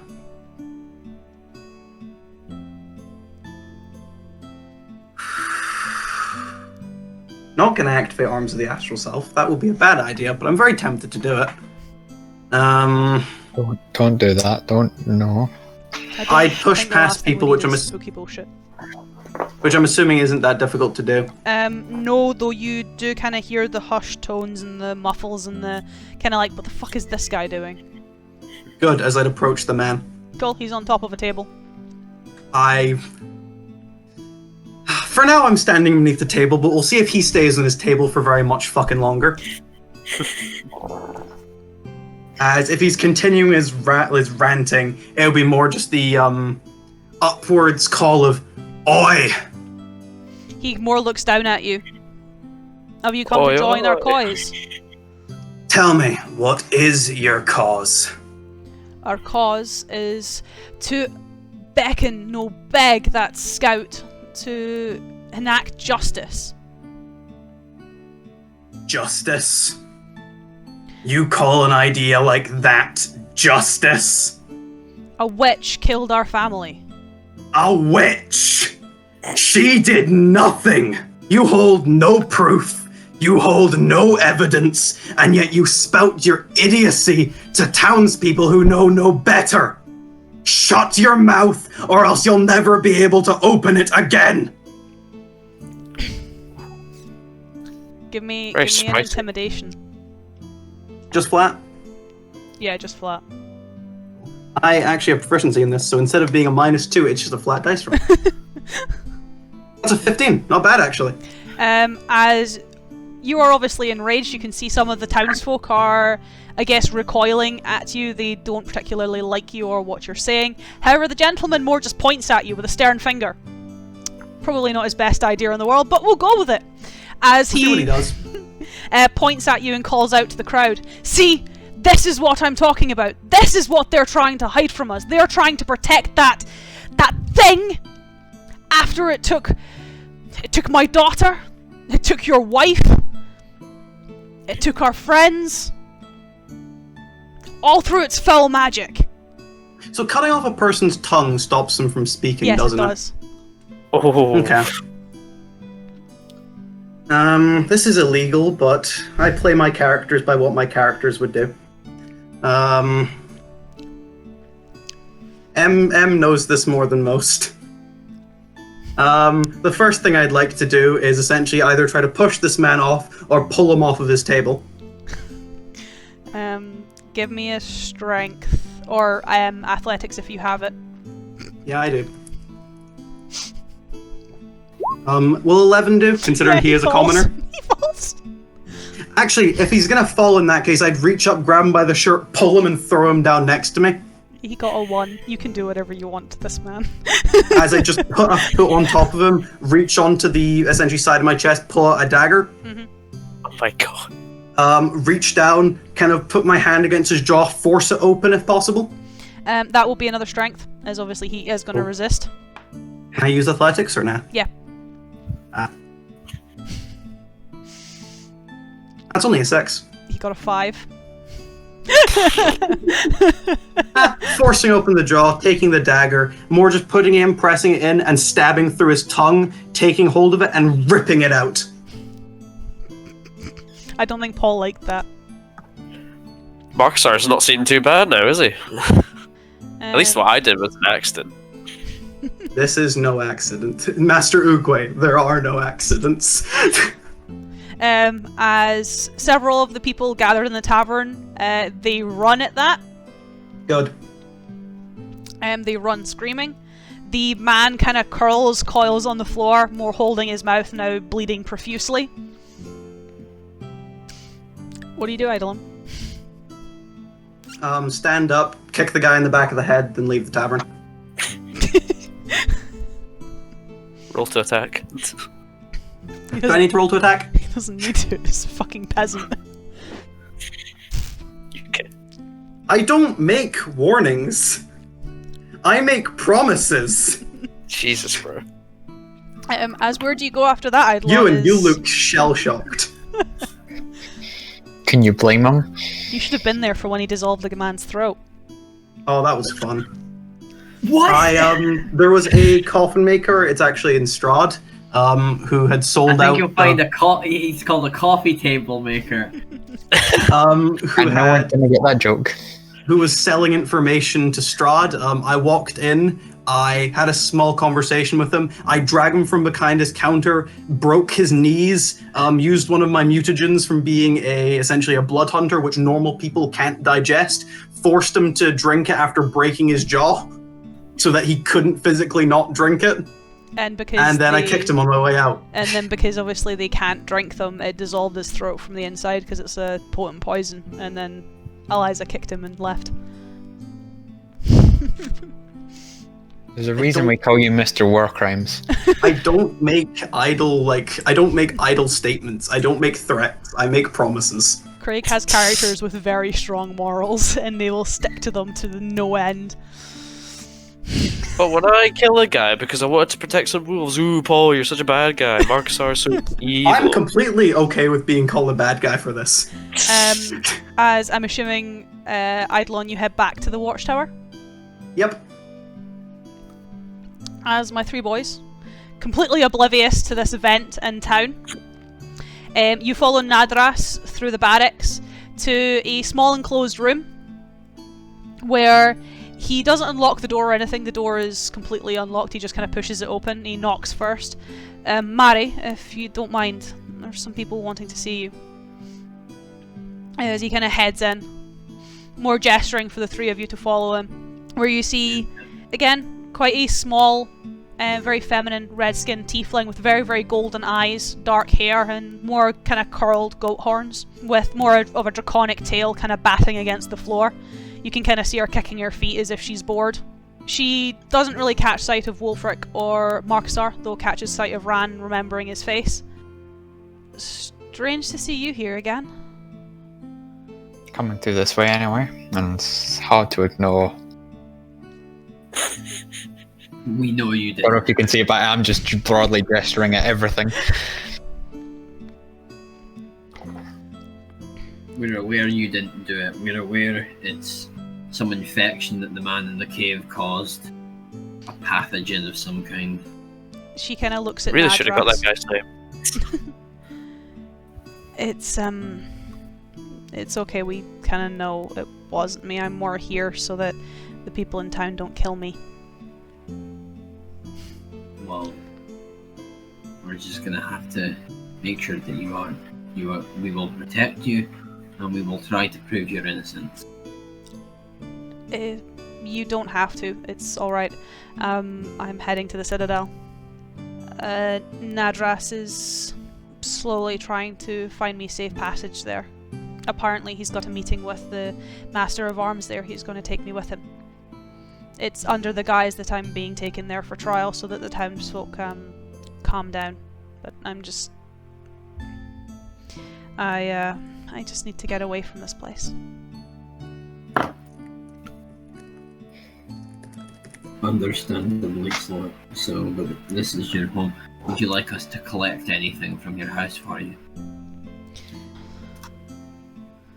It seems like a stupid request, but there's a picture. It was a painting my father had done of myself, Tala, and himself. It was really the only thing I couldn't get. I don't really want to leave it behind. I don't care for anything else. You're welcome to my books, my studies, my research, anything. I just want... I will collect that for you, on my honour as an Iron Dragon, and I turn around and I will walk out. I will do like a bow to Mari, so as I haven't said a word to her, but I've met her now. And just like, I'm with that guy, and I'll leave. Let's fucking go. Wulfric unhitches his horse and full speed gallops into town. Would I have been able to get there by the time they were done, more just to wait outside? You will have been able to get there just before Wulfric, or as Wulfric's coming down the stairs to unhitch his horse, as Eidolon is chilling at the bottom of the stairs. I have also sent you something, by the way, more just something that Eidolon would have done, quote unquote, is the best way to put it. Yeah. Alright, Eidolon, I'm going into town to collect something for Mari from her house. You're free to do that, though they might be a little bit more riled up by the time you get there. We've been hearing the townsfolk are wanting her dead, but she's being sent to the Citadel. They won't be as scared of her as they are of something else anymore. What are you talking about?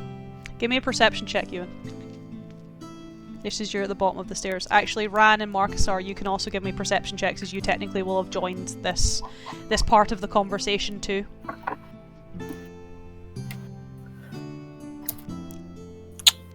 Paul, you notice nothing. Matthew, you notice nothing. You're kind of just coming out of the barracks just as they're having this conversation. Wolfric, with your nat 20, you can hear screaming coming from the town, as Hillview's not very far. Why do I hear screaming? There was a man in the tavern. He was speaking falsehoods, and he was riling up the rest of the townsmen into executing the girl. He cannot do so anymore. Did you prove him wrong? Did you? I tried with words first, though when it appeared that the man was no longer willing to listen to any form of reason in his wild ramblings, he lost his tongue. The three of you are all privy to this conversation. I practice what I preach.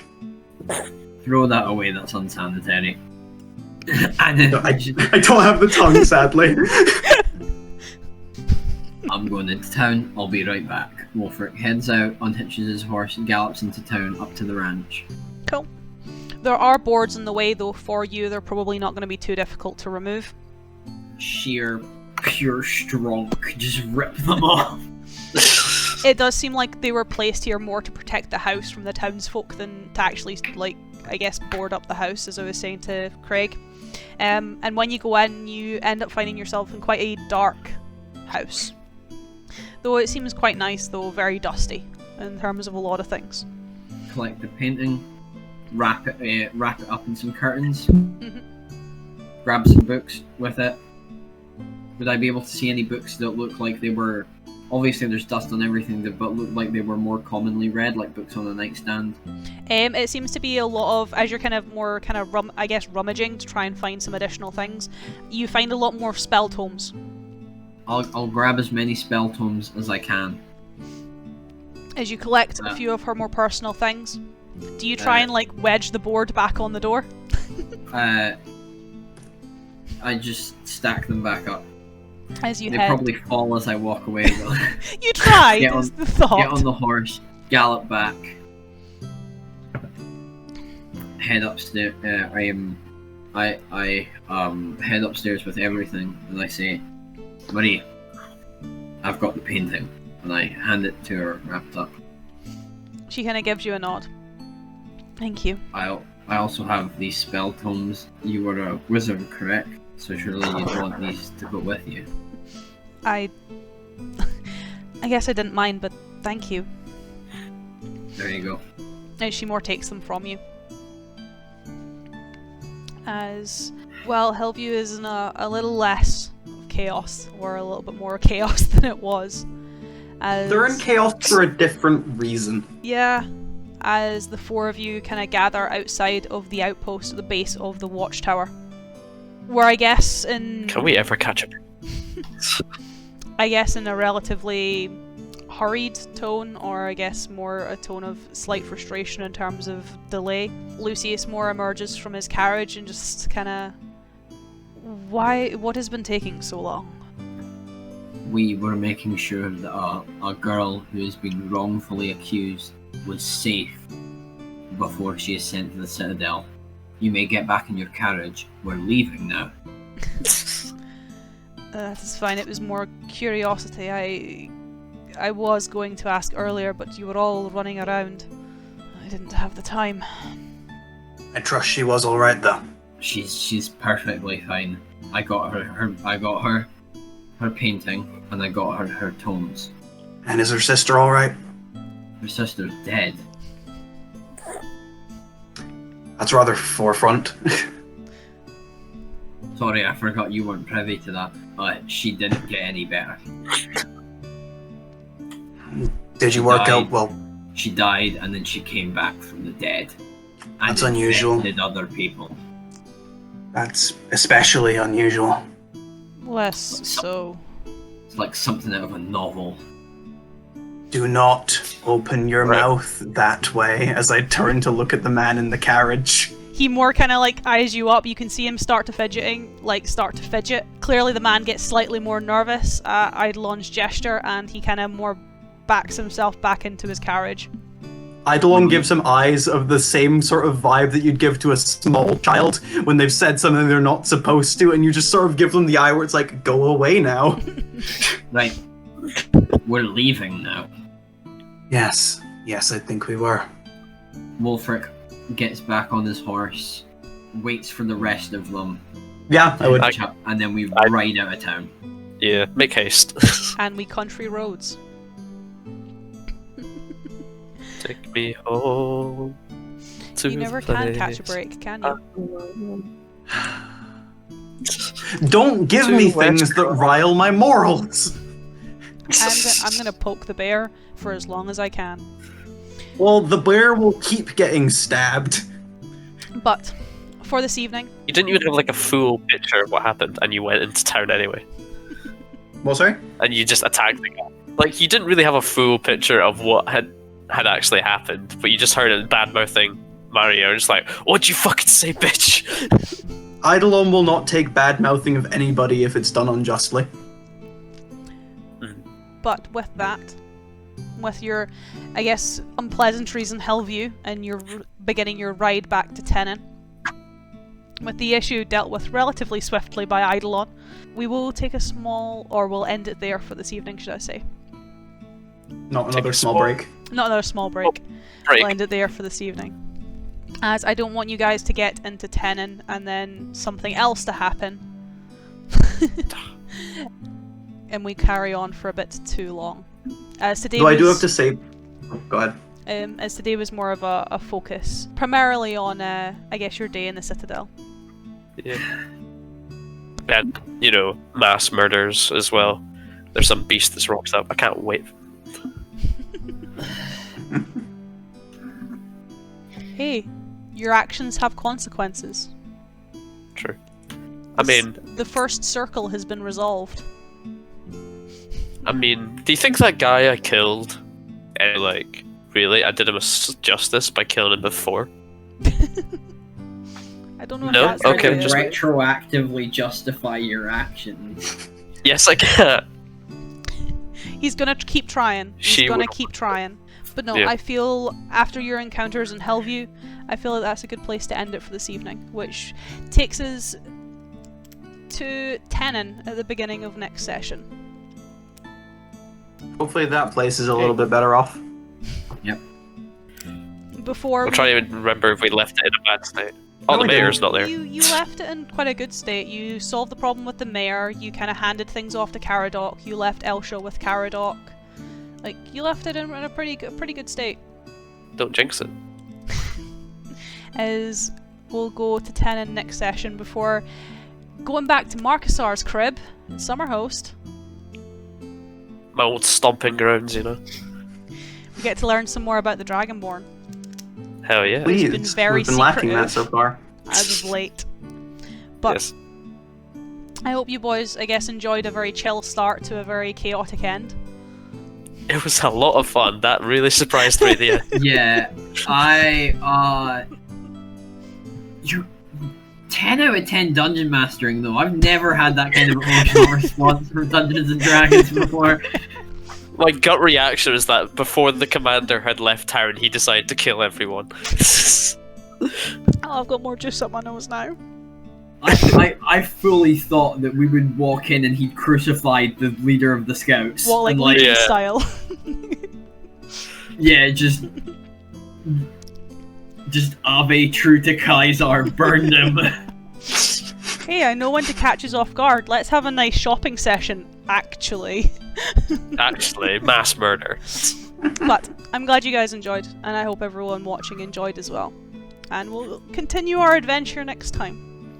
But for now, we will all bid you farewell from me and my boys. Bye-bye. Bye. Bye. I'm not as bad as Eidolon.